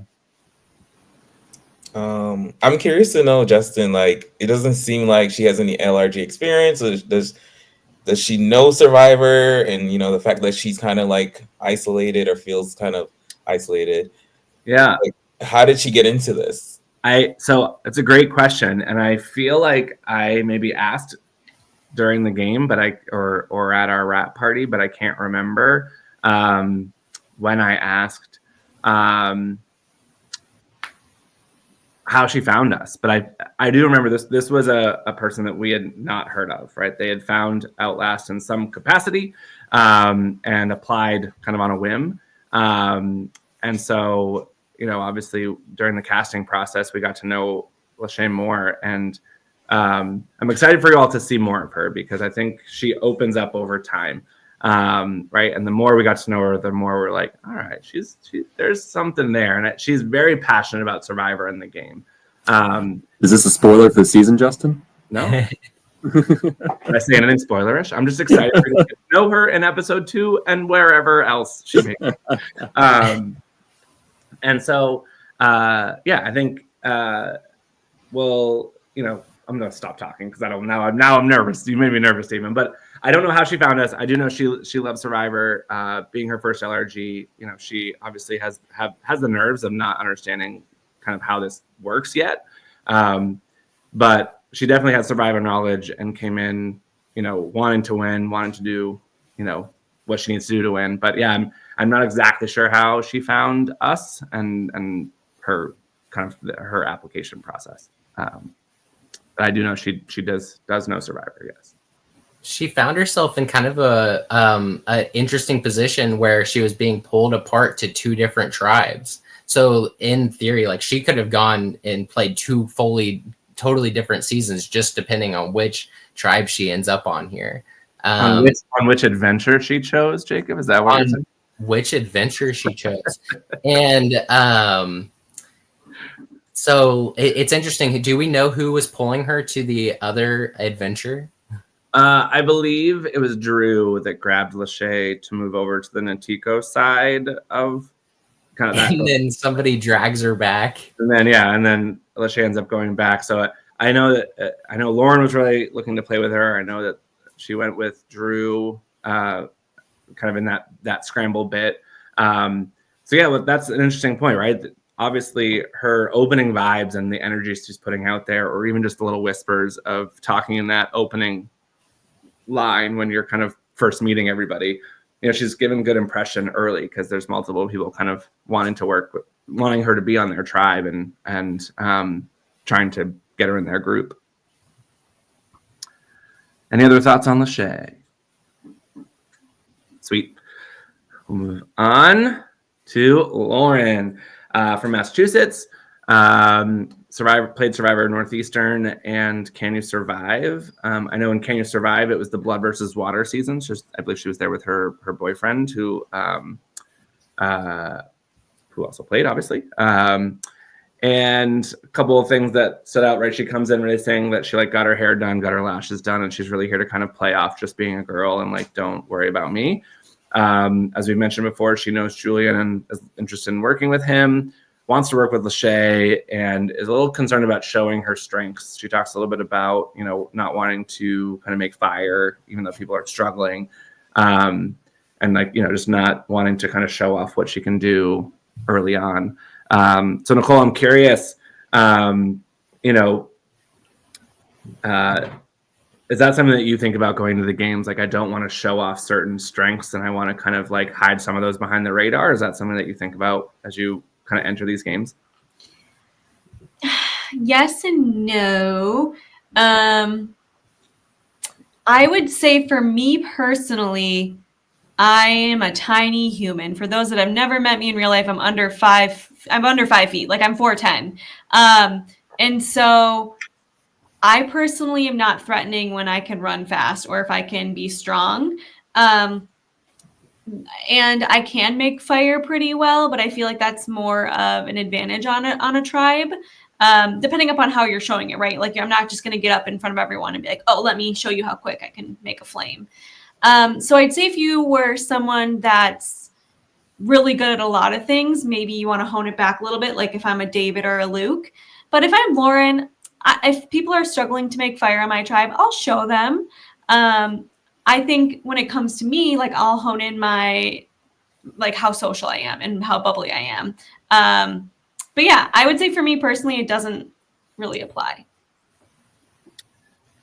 Any I think thoughts on Lauren? Go ahead. I think it's interesting that Lauren is talking about the fire making challenge already, like thinking really in game right away, because this is something that she's mitigating for Final Four. Well, 2 seasons back to back, we've had Final Four fire making, so yeah. So, I guess I'm kind of assuming that there's a Final Four fire making challenge, and maybe Lauren is too. But yeah, I think maybe it would be fine for you to set your tribe's fire without it coming back onto you for, maybe a Final Four fire making. Just in terms of storytelling, I was like, wow, she must have some crazy skills that we're about to see. Because if you are holding back, I mean, who doesn't want to make fire in the first? I mean, don't we just kind of want to have fire? I'll tell you, we wanted to have fire and we didn't have fire and it was awful. So I would not have been holding back on that at all. So yeah, just like as far as watching the first episode, I was like, wow, Lauren must have a lot that she's going to show us soon. It's exciting. I am super high on Lauren. Might I say my winner's pick off episode 1? I love everything about her. She is an ice queen. There's a couple ice queens out there. Ice queen, like meaning she's gonna play nice, she's gonna act nice, but she's ready to stab you in the back. Like she's going to do what she needs to do. I just love her strategy. I love how confident she is, and she doesn't seem frazzled. It's like she's played this before. I mean, she's played some LRGs, but it's like she's played Outlast before because she's coming in knowing kind of the fire making and all these different challenges. So she's kind of leading the tribe right now, but not in an intimidating way. Just in like a cool, like calm way, and just like, I don't know, I want to be her friend, and I see her going far, and I would love to see her win. Jermin, do you consider yourself an ice queen? Are you one as well? I would say more like a fire queen because you're gonna see it. You're gonna see it. Yeah, I think Lauren's another one where like she's very confident and I think she's a great storyteller in her confessional. She's bold there, but you can see, in the context of the groups, right? She's playing that like I'm just a girl, right? So like it's a really interesting dynamic where, that juxtaposition where in her confessional she's like, no, this is my game and I'm gonna own it. You know what I mean? So I like that about her as well. Any other thoughts on Lauren? Yeah, she was talking about doing her lashes and her hair and all of that stuff. That reminds me of Hannah from our season. The runner-up of season 2 was saying the same thing coming into that game. So it'll be really interesting to see. I mean, she's an EMT, so clearly she's tough, gritty, and can do some things that are hard to do. Yeah, Lauren is going to be our well-rounded player. She's so cute. She is confident. I'm just super excited about Lauren. She has a really good game plan, and I think she's showing the tribe a different version of what we're seeing. Yeah, I think she's going to make it far. I have her down as like 4th or 5th on my list, and I think it would be really cool to see that first confessional or one of those first confessionals from episode 1 play out and she make a Final Four fire making and have to prove it. That'd be so cool. Well, you'll just have to tune in to find out. All right. Moving on next, we have Luke from Virginia Beach, but as you can tell from his accent, he's originally from Australia. Played Survivor in Sydney, Australia, as well as Survival Challenge 2024, which we talked about with both Drew and our panelist, Nicole. So it is kind of a part of those early signs of that Survival Challenge alliance. but one of my favorite things is where he was like, I just want to become like a piece of furniture. Like I just love like the way he says that too. And for those, the juxtaposition between Nicole and Luke is, for those who haven't met Luke, like he's 6'5" or 6. I don't remember. He's tall. He's a tall man. I remember like doing some confessionals and feeling like I had to like put the camera like way above my head to like get it right for him. So he's a big presence, right? And so as we've talked about a little bit, how does someone with that big of kind of a physical presence kind of fade into the background and become furniture? So Nicole, I'm curious. I don't know how much you worked with Luke or were around Luke and Survival Challenge. Here's your take. Luke is a really good player. When you meet Luke, you really don't think he knows what's going on, but how he talks to you is he makes you feel like you're the most important person like in the world. He really listens to you. You have good conversation, but he was working with a huge alliance. He ended up getting out in a terrible way where it was idols played, advantages played, and he ended up just getting out because right? He was kind of like Sareed out of the game. Yeah, right? he was Sareed out of the game. Yeah. And people were sobbing, like it was worse than Drew. But I would say he really knows how to play down his strengths. And yeah, he's really charismatic, has an amazing social game. And you don't expect that Luke is the strategist that he is. I'm interested because, we have him and David on that tribe and Nina.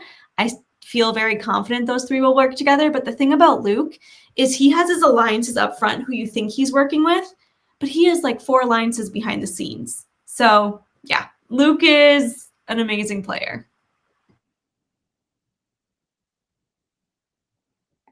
Anyone else have thoughts? That's just interesting to hear because I didn't really get that from the first episode. So that makes me excited to see what's coming up next.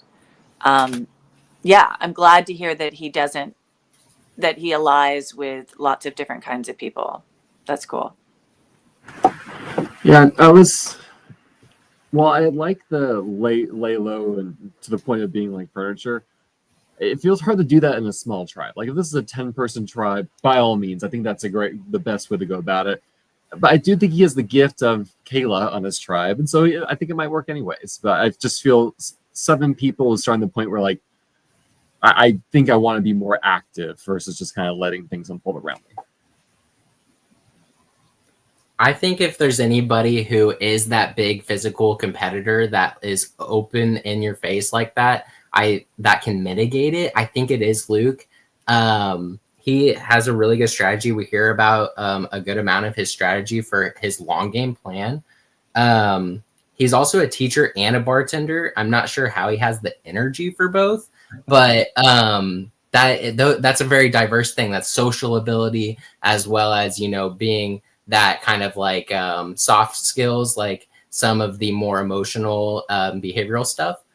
And he says that he wants to win a lot early on, not have to go to as many tribals, kind of keep those numbers strong. He wants to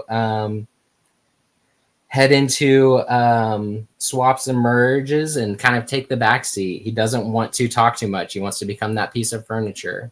That seems like a really good strategy, especially heading into a merge. Any other thoughts on Luke? Okay, he was a kindergarten teacher. Now he's a middle school teacher and a bartender. So if this man doesn't know how to connect with different people, I don't know who does. That's it. All right. Up next, we have Margot from California. She is a professor and has a couple other side gigs. We'll see. Maybe she'll drop something in the comments on this. No LRG experience. Another one similar to Lachey, where like we don't really know where she came from or how she found us, but so glad that she did. And she's the one that says machetes for days, which I think is just so iconic. And I will say, kind of as part of the interview process for her, like one of her biggest concerns was, am I going to be outside with nothing? Like no tarps, no not like, is that going to be me? Like, am I sleeping in the dirt? Right. And so I think we talked to her, we hear her saying as part of that reward challenge, like, we got a tarp, thank God. Like, that's what I needed, right? Because she did not want to be sleeping on the ground with the hornets and all the things living in the ground at Natiko. She is part of that potential alliance that Austin and I think Meg talk about with Matt, and she's really seen as the puzzle person, right? I'm not sure if she's the one that articulates that she likes puzzles and is good at puzzles, or that's just an assumption. But Austin identifies her as kind of that puzzle person. But she also talks a little bit about a connection with Dre, and that Dre kind of comes right up to her. And I think there's something, I don't remember exactly, but there's some connection to California that Dre might have that they connect on early on as well. I think I love seeing her kind of integrating into the group. And it seems like there's a bunch of people that want to work with her, which is great. And another kind of confessional queen, where we know she's going to bring the comedy. So I'm excited about that. Thoughts on Margot? Who's up first?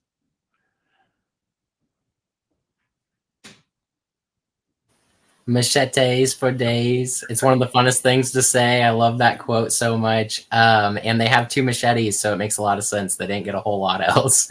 I don't know if anybody saw the social post where, and for those that don't know, Peter, spoiler alert, who does very well in season 2, is doing our social media now. And the caption was, Wetu didn't even get a machete. And so the fact that they have 2 is just blows his mind. Machetes for days. For sure. It's very interesting, like, how that challenge plays out. I think it's clear in the episode, but essentially they have bags where they don't know what's inside them. And there was a choose your own adventure where there's an opportunity to trade things around. Ultimately, that's not chosen. So they end up with 2 machetes, and some tribes have none, right? So it's just an interesting dynamic, and we'll see maybe how that plays into the future of the game. But any who's got thoughts on Margot? I'll just say she just, as much as she says she's nervous about things, I don't get that from her. She seems to be very comfortable. She's in this wonderful, looks like a pretty cool alliance of Austin and Meg and Matt. And she seems to be in a great position.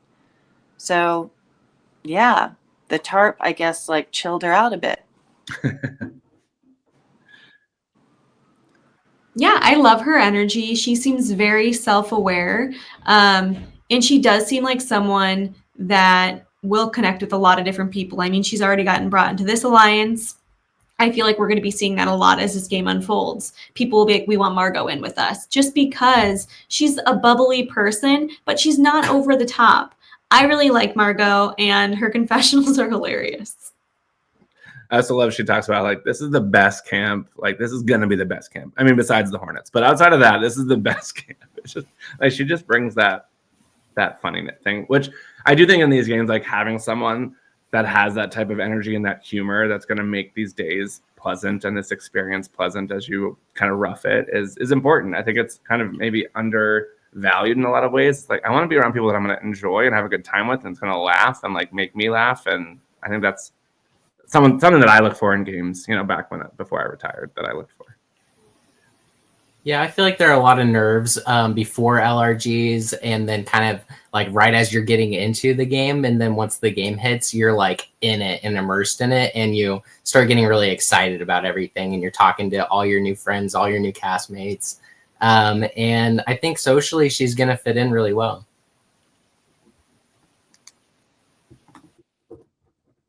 Any other thoughts on Margot? Awesome. Great. Next, we have Matt, our second person from Indiana, works in college recruitment. Again, I think along with Kayla, probably our most kind of seasoned vet, has a lot of experience through a bunch of games on the Natiko tribe. In this potential alliance with Austin, Margot, and Meg, recognizes Dre as an LRG host. I think he's the one that says, like, Dre of Dre Media, right? So he knows who Dre is.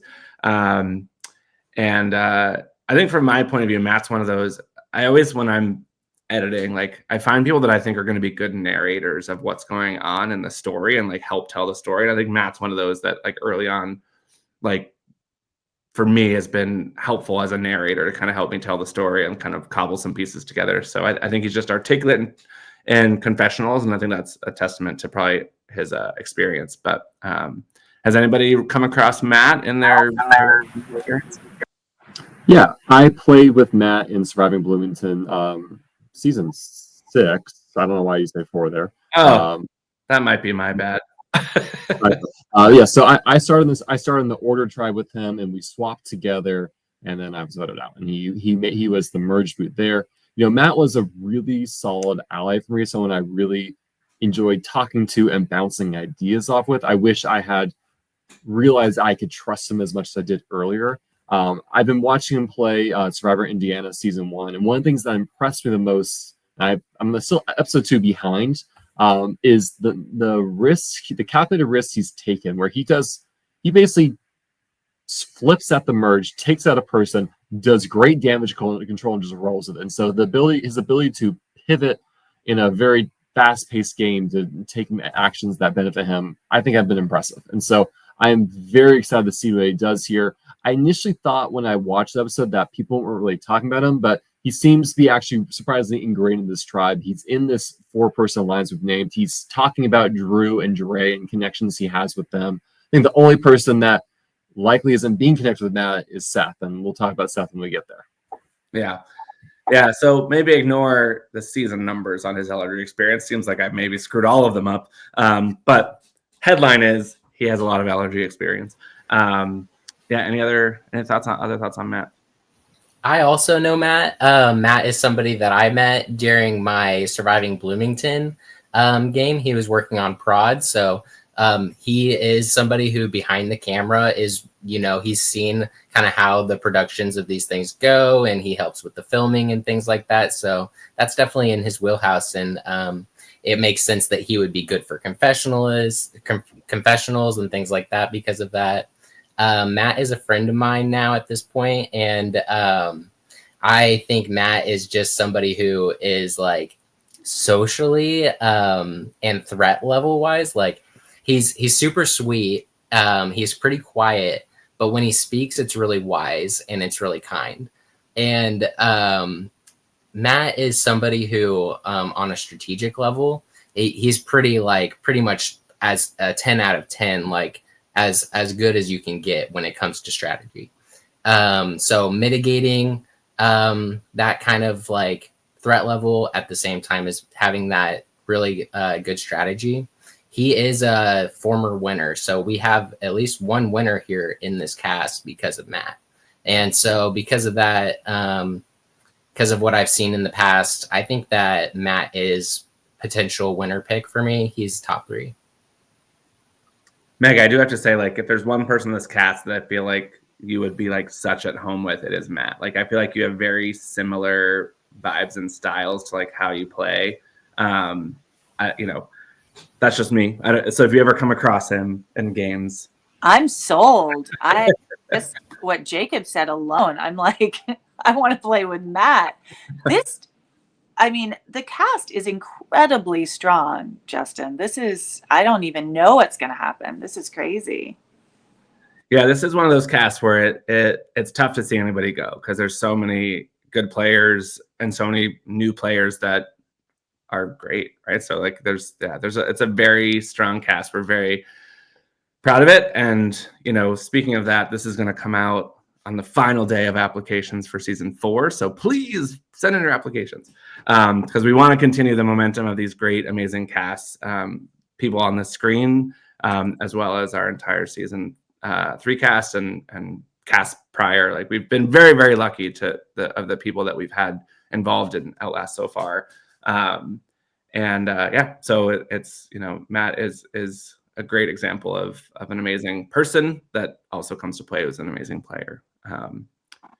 Any other Matt thoughts? Yeah, the amount of police activity in your neighborhood really terrifies me. I hope you're all right. Matt keyed me out of a game in a mini version of Surviving Bloomington. So he had all the votes on him, played his keys. It was like a 50-50 chance that he'd save himself. And flipped it onto me, voted for me, and I went out. Oh, now he's dead to you, right? No, I actually had him autograph that vote, so it's great. All right, any more thoughts on Matt? We're almost there, promise. Thanks for hanging in with us. All right, we've got Megan from Massachusetts. She is kind of very high up here at the very popular Boston T, as we call it, the subway system here. She's an amazing employee for them and does a lot of the really tough and rough work. So as we talk about, bartenders and teachers that have to deal with a lot of personalities and a lot of kind of stress, this is another role that, I bring it up because I think it's a role where she's dealing with a lot of high pressure situations, a lot of people, a lot of varying opinions. We've seen her in Reelfoot, both her original season 8 or 9, I don't remember, and Unfinished Business, where she makes the final 3, and also played Survival Challenge, I want to say season 8, and then Antico Tribe in that potential alliance with Austin, Margot, and Matt. Obviously, Austin very drawn to her from the start, and she has found one of our Choose Your Own Adventure books, but she hasn't opened it yet. So she doesn't know what Ashley knows in terms of what the book holds. Has anybody encountered Megan? Steven, who came off mute? I've interviewed her for about 5 hours at this point. Just a quick, which season did you win of Reelfoot? I thought What I won season number? 7, but that could be wrong. Maybe I won 9. You won 9. So she played seasons 10 and 11. Okay. I'm really bad with my own history. Pretty rough.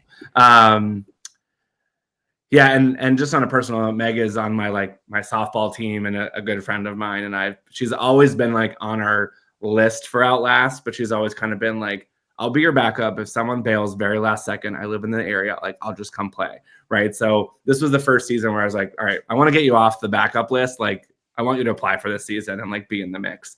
So glad that she did. But obviously super appreciative that she was willing to jump in on season 1 or season 2 if we needed someone desperately last second, which is very common in these games. And we've been fortunate not to need that. I think Nicole was our scare of season 1, and then Lachey was our scare of season 2, where flights and trains and things almost didn't happen, but we got you. But Nicole, wasn't your flight delayed or something crazy, right? There was something weird that happened. Yeah, my flight got delayed. I got to the airport 2 hours before, landed in Boston 2 hours before we were supposed to film. And it was a whole chaotic journey. Yeah, I believe I had Megan on speed dial for that in case you didn't make it. And Lachey, season 3, was our big scare. Almost didn't make it. So glad that she made it. I don't remember if we had any big scares on season 2 of people that almost didn't make it. I can't remember.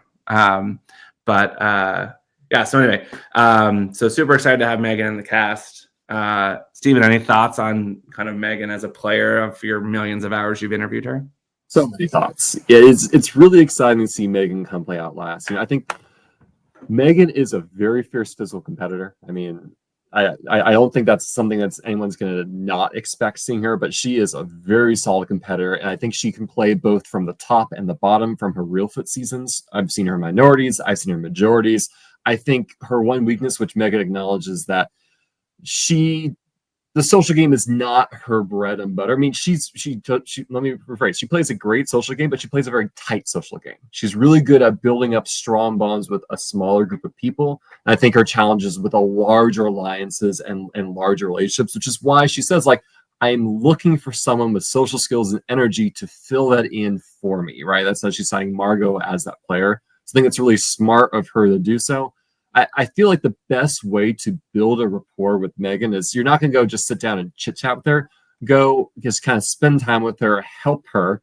And I think that goes a long way with her. And so I'm really excited to see what she does this season, especially because she says, I want to play aggressively and find idols. And boom, she's done it already. She doesn't even know it.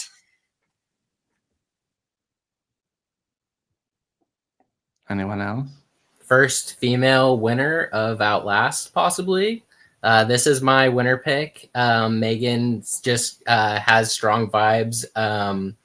It's a gut thing more than something I can quite put my finger on. She wants to play aggressive. She wants to find idols. She's already found an advantage. So yeah, at least a power player, if not a true contender to win. I'm sorry if I missed it. Did she describe herself as introverted? I don't know if she used that exact word, but I think it's kind of implied by what she says, which is like the social game is not necessarily her wheelhouse. Like she wants people that are super social, can fill in her gaps, kind of where she's not as extroverted. Okay. And as Steven mentioned, right, she's really good at building a few key one-on-one relationships, but in terms of like building a large alliance with a lot of connections, maybe that's not like her strong suit per se. I would just say, given how obviously physical she is, I think that will help her because it will just keep her threat level a little bit lower, which yeah, it's only going to serve her. So I'm excited for her too. I think she might win. Any other thoughts? Jermin, you're smiling. I'm curious what's behind the smile. I'm laughing at the police sirens. I really hope you're okay. Like, blink twice if you need help. Like, let us know. Yeah, but I love Megan. Like, she has a lot of promise. Like, I feel like it's her game to lose already. She's smart. She has the book. I know she'll make the right choice. I know she'll use it well, and I'm rooting for her. Yeah, I'm also on the Megan train. The difference between like a Kayla and a Megan is Kayla wants to play aggressive and like is just gonna do whatever. Megan is gonna think, okay, here are my options. What can I do? And she's going to make a calculated decision that may come off more aggressive, but she's gonna make the right decision. I think she is a dynamic player. I think that she's a smart player. And I can't wait to see her and what she does. Awesome. All right. Up next is Nina. Nina, also from Massachusetts, played Can You Survive and Survival Challenge. And I just saw that she played Survivor as well, which they were live streaming, I think, last weekend. And on the Akochi tribe, a couple of moments, obviously a part of this Survival Challenge Alliance that we've talked about. She's very clear about wanting to target the two scroll people in Kayla and Seth.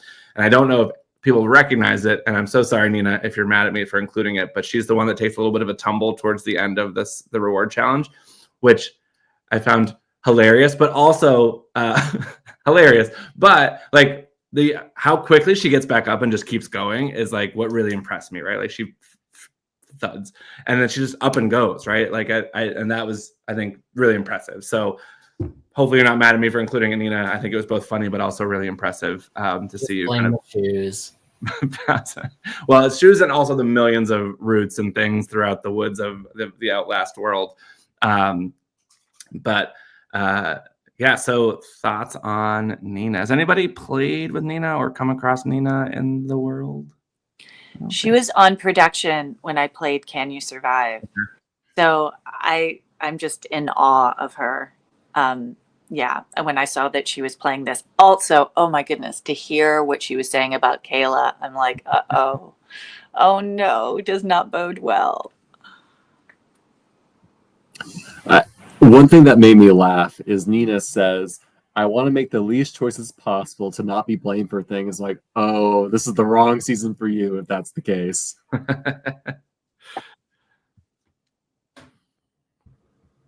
She's another one of our ice queens. I am looking forward to seeing her do some damage. She's a big risk taker, and she says she's either going to be the first out or the first place. I don't see her being first out, so she will be going far. I can't wait to see her play. I'm ready for her versus Kayla because that's going to be very entertaining. And yeah, like I think that she's very smart. Like she knows the game. She's very aware, and she has some experience here. And yeah, I'm looking forward to watching her.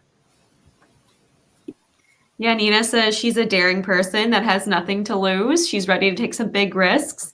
And it's amazing because she comes across really, really chill, at ease. And then in her confessionals, she's going at it. And I'm like, oh my God, please, more Nina. Nina's also a smart player, and she's good at getting people on her side. From what I saw from Survival Challenge, she had a pretty good alliance around her. but she's not afraid to take risks. So yeah, we're gonna see what happens with Nina, but I'm in awe of her. I think Austin was talking like he might be a villain of the season, but I think it's actually Nina. Nina, with her confessionals so far, seems like the true villain of the season. She's sweet on the outside, but she's a stone cold killer on the inside. And yeah, she's got a really good base. It sounds like she's got survival challenge people on her starting tribe, so she can build the numbers pretty quickly. It'll be interesting to see. I think Nina is a contender. She's like, one of those like top 8, top 6 type people for me. Yeah, I love that she said, like, the struggle with Kayla is she thinks Kayla's going to want the control. And like, she's like, I want the control, right? Like, I just love how she says, like, no, that's mine, right? So, yeah, I think, echoing what everyone says, right? Like, I think she's going to be a dynamic player that, is going to go after it. And again, as a person that is editing this and the storyteller, like, she's a great person to help move the story along and create some interesting content, which is exciting. She said she's going to stir up lies, create chaos, and get people to turn on each other. Yeah. I love that type of approach to the game, right? And I think, again, it's something that comes from an experienced player that has seen others do that or seen that happen in games and knows that it can be valuable, that it can be a good way to play the game. So, yeah, exciting. Up next is Rachel, student from Massachusetts, played some Ascendance games and a Big Brother game, but this is her first Survivor game. So she is a little bit outside of her comfort zone. She mentions how the outside is icky and she's used to being like in the comfort of her own bed. And it's really hard to see it, but she does, like, you can kind of see her go to get up when Kayla goes to get up. And she sits back down when she sees Seth get up. But you kind of in the very background, you can kind of see her like go to do it, and she's actually sits back down. So if you want to go back and watch, because it's very subtle, you can barely see it, but you start to see her get up, which is interesting because I think that very much speaks to her Ascendance and Big Brother background. Big Brother Hogwarts, like, these are games that are known to have like hidden stuff and powers and all these crazy things. And I think that experience of hers is one that's like, I want that power, like I want that control, but in a different environment, which is a bit outside of her comfort zone, which is interesting. Jermin, was she in your season of Ascendance? She was not. I played the season after her, but I met her at some Ascendance events, and she is crazy. She has such a big personality. She's gonna bring entertainment. She says that she's gonna take out our faves, and I can't wait to see it. She's just like me. Like, when I came into Outlast, I did not want to be outside, and it's out of the comfort zone, but it's going to be entertaining to watch and just to see her. I don't know. I have a feeling she's going to flop, but I'm here for it. She's my friend. I can say it. It's okay. But I am rooting for you, Rachel. I love you. And yeah, bring it. Yeah, her and Dre struck me similarly in the, like, kind of didn't seem totally comfortable in the elements, but that there's some strategy and social ability there. I know that she got, I think, 6th place in Ascendance and LRG Rookie of the Year at the LRG Awards. So that's something noteworthy. She's definitely capable. And I played Fortnite with her one time. I don't even know if she knows that I was the one on that game, but me, her, and Taylor Clark, maybe John, were all playing together. And so I have gotten to meet Rachel for a brief moment.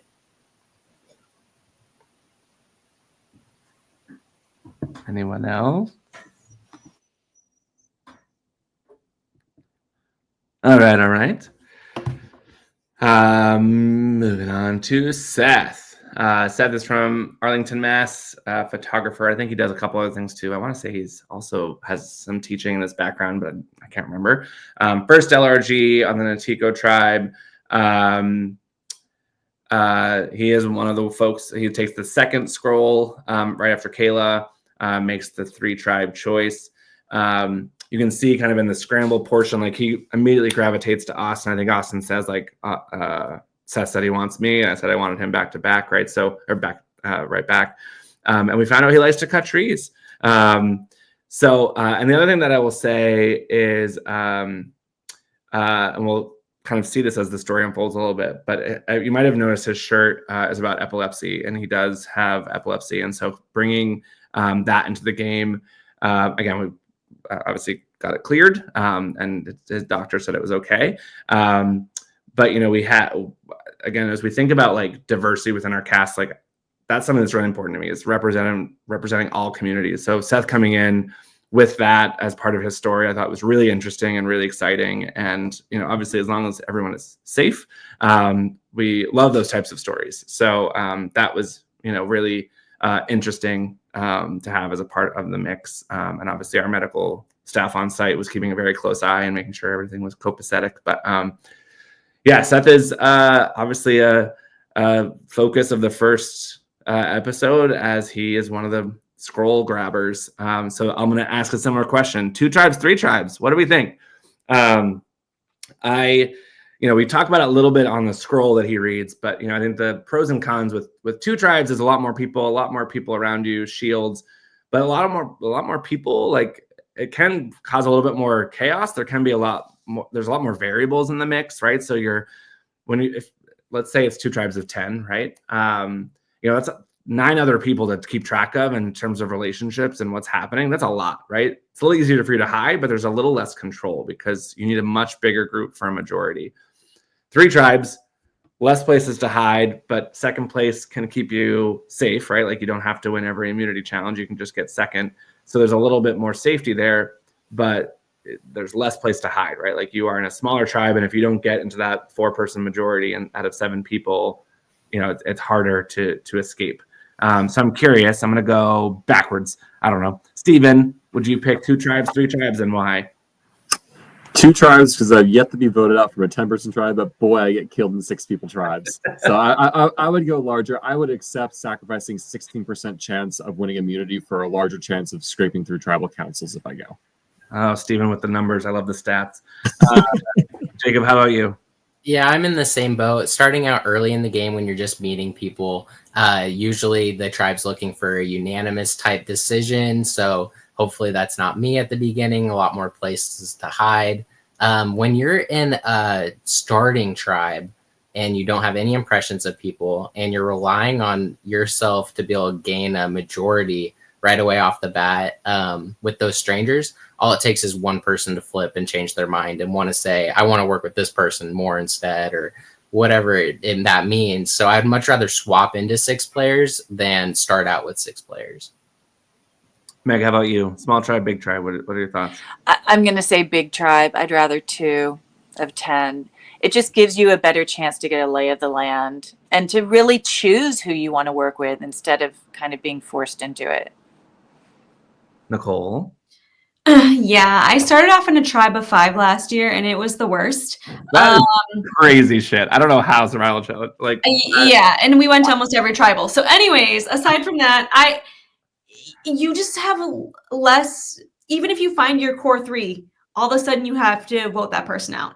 And when you have a tribe of 10, 11, whatever it may be, you can have multiple groups of people you're working with and really see, okay, everyone thinks Seth's on our radar. We're going to go for Seth. It's easier to fly under the radar, and you can work with different people. And then when you swap, you're like, oh, well, I've already been working with so-and-so. So 2 tribes. And Jermin? Yeah, I prefer 2 tribes. Like they said, you can hide, you can network better and get that alliance. However, for some reason, I hate a tribe of 6, but a tribe of 7 is okay with me. There's just like a little happy medium there. That one extra person makes me feel like, okay, I can still hide. But with the 6, I'm scared. It's just like, I feel like everyone can be seen. But 7's a good magic number. I like it. Yeah, so it's interesting. It's interesting that all of you chose, because during all of our production meetings, we're like, they're going to pick 2. And when I tell you, we built every challenge to have 3 tribes because we couldn't decide. Like, we didn't know what they were going to pick, right? So we were like, we're going to make all these challenge materials and then basically have to scrap all of them. And the whole time, like, Bobby, Travis, and I were like, oh my God, they're going to pick 2. And like this, all the stuff we're doing is for naught. We're going to have all these extra buffs. We're going to have like make this whole camp we won't even use, like all this stuff. And they picked 3. And you can see in the episode, I just like look off to the side and I look right at Bobby and Travis and I just smile because I'm like, oh my God, they picked 3. Like, thank God Seth picked 3 because it just meant like everything we made was for like good reason. So like I was really happy they made 3. We all thought it was going to be 2. Like we're like, who would ever pick 3 tribes? So we were really glad. And I think our one saving grace, which you all get an exclusive insight. Our one saving grace was there was 21 people, and Seth did that math. And so as he says in the episode, he didn't know what was going to happen with that extra person, and he didn't want to be like the reason that extra person was out, did whatever was going to happen to that extra person. He didn't want to kind of be the master of that dynamic. So I can reveal to you now what would have happened, which everyone's been asking. Like, if there were 2 tribes, what happens with the extra person? So if there were 2 tribes, it would have been 2 tribes of 10. And whoever was left out for whatever reason, we had a specific. So obviously, whoever wasn't chosen in the random draw, whoever wasn't chosen in the schoolyard pick, I think the only option that wasn't available was the cones if we went to 2 tribes. I'm pretty sure. Or no, I think we did have the cones too. I'm pretty sure we had the cones, but the way the cones were laid out, there was one very obvious person that would have been like the odd person out, and the other 2 groups. I think the way we have them laid out, it's like this side, and one obvious person that would have been the odd person out. Anyway, that odd person out would have had their own choose your own adventure where they would have spent time with both tribes. They would have competed in 2 reward challenges with 2 with each tribe. And then at the end of the 4 reward challenges, they would have decided which tribe they wanted to be on. So they would have gotten an equal amount of time with both tribes, built those relationships, looked at the dynamics, competed in 2 challenges each. So they got a little time with each, and then decided which tribe they wanted to be on at the end. So one tribe would have had 11, the other tribe would have had 10. Steven, what a gift. He's dying to say something. That would have been like, if a player got that, that would be the biggest gift in the world to have that experience from the get-go, and the most damning if you're the first one out. But still, like, wow. Yeah, so it's really interesting because there's a point where it's like, is that a good thing or a bad thing for them? Like, obviously, people could see them as a target because they now have relationships on both tribes. Even if you end up, you pick your tribe, say, hey, I want to be on this tribe. People could still see them as a potential liability down the road if they have relationships on both sides. But they also have information. They also have some intel from the other tribe. Obviously, when you choose a tribe and say, I'm coming to you guys, there's some of that dynamic of like, I want to be with you. So hopefully that's a good thing for that tribe. But it would have been really interesting to see how that played out. But as a producer and a host that painted 3 sets of everything, I'm really glad they picked 3. So that's that. But thoughts on Seth. Now we'll go back to Seth. Who's up first? Seth's gaining a lot of attention so far. It seems like he is kind of doing his thing. He's the shelter builder. I think he took down a tree, right? So he's got the machete. He's using it, and if you gave him enough time, we could actually have a wooden shelter built. True. It's kind of a bad combo, though, to put sort of a target on your back with the scroll and then to isolate yourself away from your tribe with the tree cutting down. It just seems like he's not on the inside of things, at least after this first episode. Yeah, we see him obviously have a little bit of a connection with Austin. I think Drew's vocal about like kind of being on the fence initially, but then he does say, but there's good vibes right now in the camp. So, could that turn around? We'll find out. But yeah, obviously you paint that target. I think there's been some discussion that his choice was less of a flag than Kayla's, right? Like choosing 2 or 3, I think is a little bit less. There's a little bit less of a like target on his back for that. True.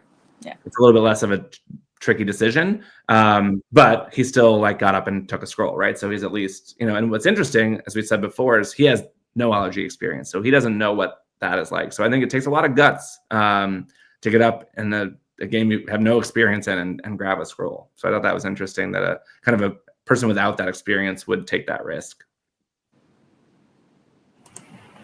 Yeah, I don't know. It seems from the chatter we heard from other tribe mates, it's not the scroll taking, but I think, Matt says like Drew's nosing around everything. He's really looking things. His mind seems always going, and like people are kind of clocking. It's like I think he's playing kind of aggressively, which again, vibes may be the magic word, and the question is like, will as time passes, can things change?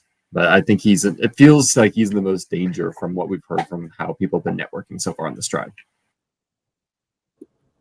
Well, that's unfortunate that he's playing that way, because I wrote down in his intro he wants to toe the line. He said that he wants to be on a team but be selfish. He wants to be very strategic but lay low, which I kind of like, because it's kind of like you're exploring all your options and you're figuring out what's best. But I guess he's going guns blazing. I really hope he reels it back a little bit, because I want to see more of Seth. Any other thoughts on Seth? All right.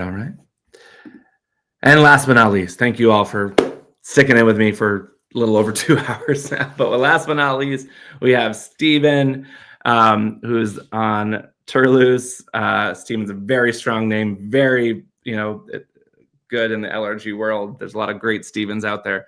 From Virginia. This is his first LRG.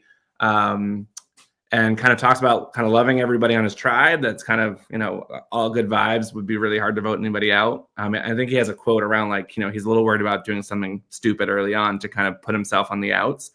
I'll also say Steven is another one of our previous alternates. He was an alternate for season 2, and excited to see him kind of now in the game for season 3. Another one that talked a lot about being passionate about Outlast specifically and wanting to kind of play our game, which was, as a producer of the game, was really nice to hear. So, thoughts on Steven. Steven, why don't you kick us off? It's just only right to have Steven talk about Steven. Great name, the best spelling of the name, like can't go wrong. Probably my winner pick as a result. We need a Steven Victor. I think in terms of like, it's hard. It's like I'm trying to think of like dumb things you can do day one. Like I don't think there's a lot of things you can do to really torpedo your chances of the tribe. I mean, everything is doable. I mean, we've been talking a lot about Kayla and how everyone's reacting strongly to Kayla. So I'm not worried on his behalf unless he gets some wild choose your own adventure and makes a wild choice that makes everyone go like, what on earth, dude? So I think he's going to be okay. But likely, again, this is a tribe where like I just don't know how things are falling yet. And so I hope he likes Rachel, he likes Julian. I hope he can get involved with them.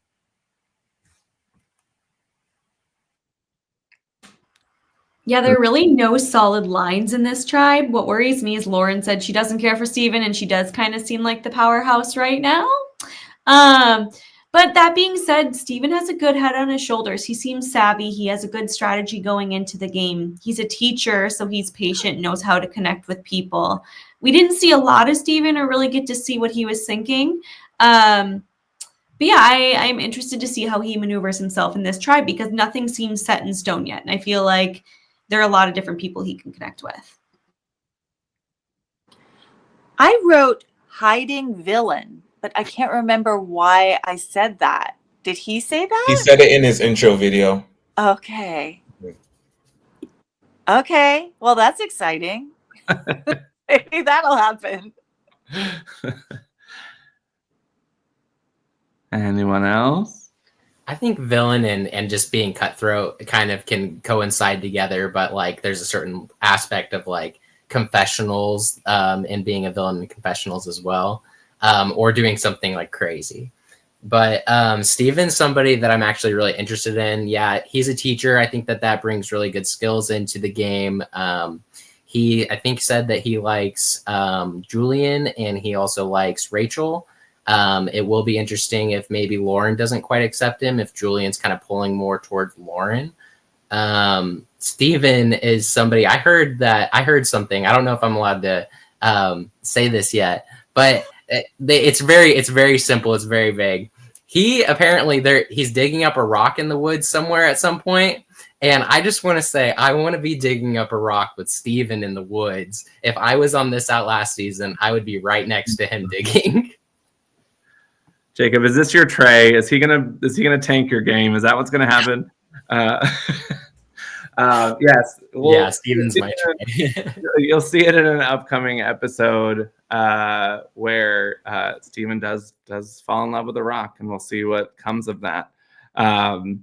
Yeah, Steven's rock is a big focus coming soon to a YouTube near you. Yeah. Any other thoughts on Steven? All right. So there we have it. Those are our 3 tribes. I'm going to ask you for your official winner picks. You have to make your final call. But any overall kind of last thoughts you didn't get out about any player, any tribe, any part of the episode, twist in the game, anything like that? Any final thoughts on those outside of the winner pick? I think just that the whole choose your own adventure thing is going to have an extra element of exhaustion, just because it's on top of everything else that we're so used to in the game. It's just multiplying all the decisions that you're making, and just mentally, I think it's going to take a toll, which will be fun to watch.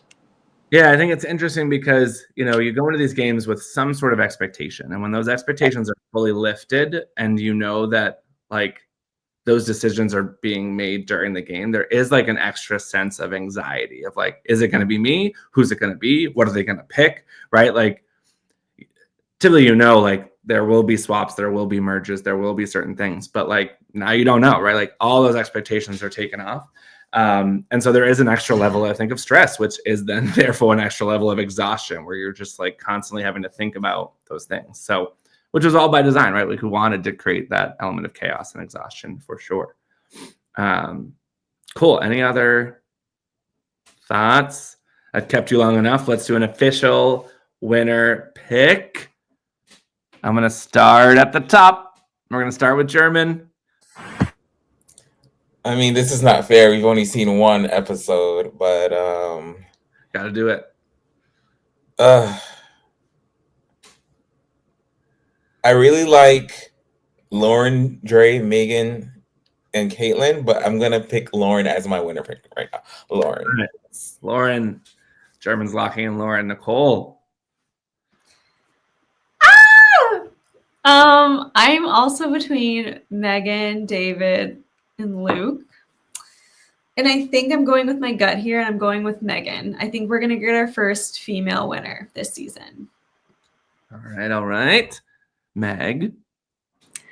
I was between Nina and Megan, and just based on the strength of the tribe, I'm going to say that Natiko is stronger to me right now, so I'm going to go with Megan. All right. Jacob. JBR. Yeah, lots of contenders. I like Luke. I like Lauren, Nina, David, Drew, Matt. Matt's probably my second because he's my friend. And then I'm gonna go with Megan for sure. First female winner of Outlast. I'm thinking that's the one. All right, Steven, with your decades and decades of LRG expertise here, I really need to know your winner pick. I'm going to give the Kochi tribe some love, and I'm going to go ahead and pick David as my winner pick.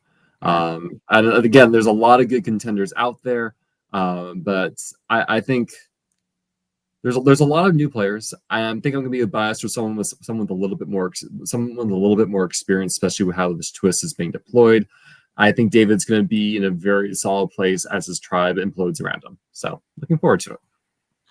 All right. Well, I want to give a huge shout out to our 5 panelists. Thank you all so much, Jermin, Nicole, Meg, Jacob, and Steven. Always a pleasure to have you all. I hope you'll come back for our mid-season assessment where you can see what has unfolded and give your thoughts on kind of where players are at mid-season and see if any of your predictions came true. With that, we'll wrap up. Please make sure you subscribe to our YouTube channel and be on the lookout for upcoming episodes. We're doing it a little bit differently this year, where we're going to have some kind of bingeable episode packs coming out versus a weekly episode, just based on the personal lives and the abilities of our editing team. to do what we got to do. So we're going to do our best to get content out as much as we can. Expect some bonus content with the reward challenges coming out very, very soon, and the next set of episodes coming out shortly after that. So thank you all again so much. Have a wonderful night, and huge shout out to the season 3 cast. You're an amazing, amazing group, and I'm really excited to see the season unfold.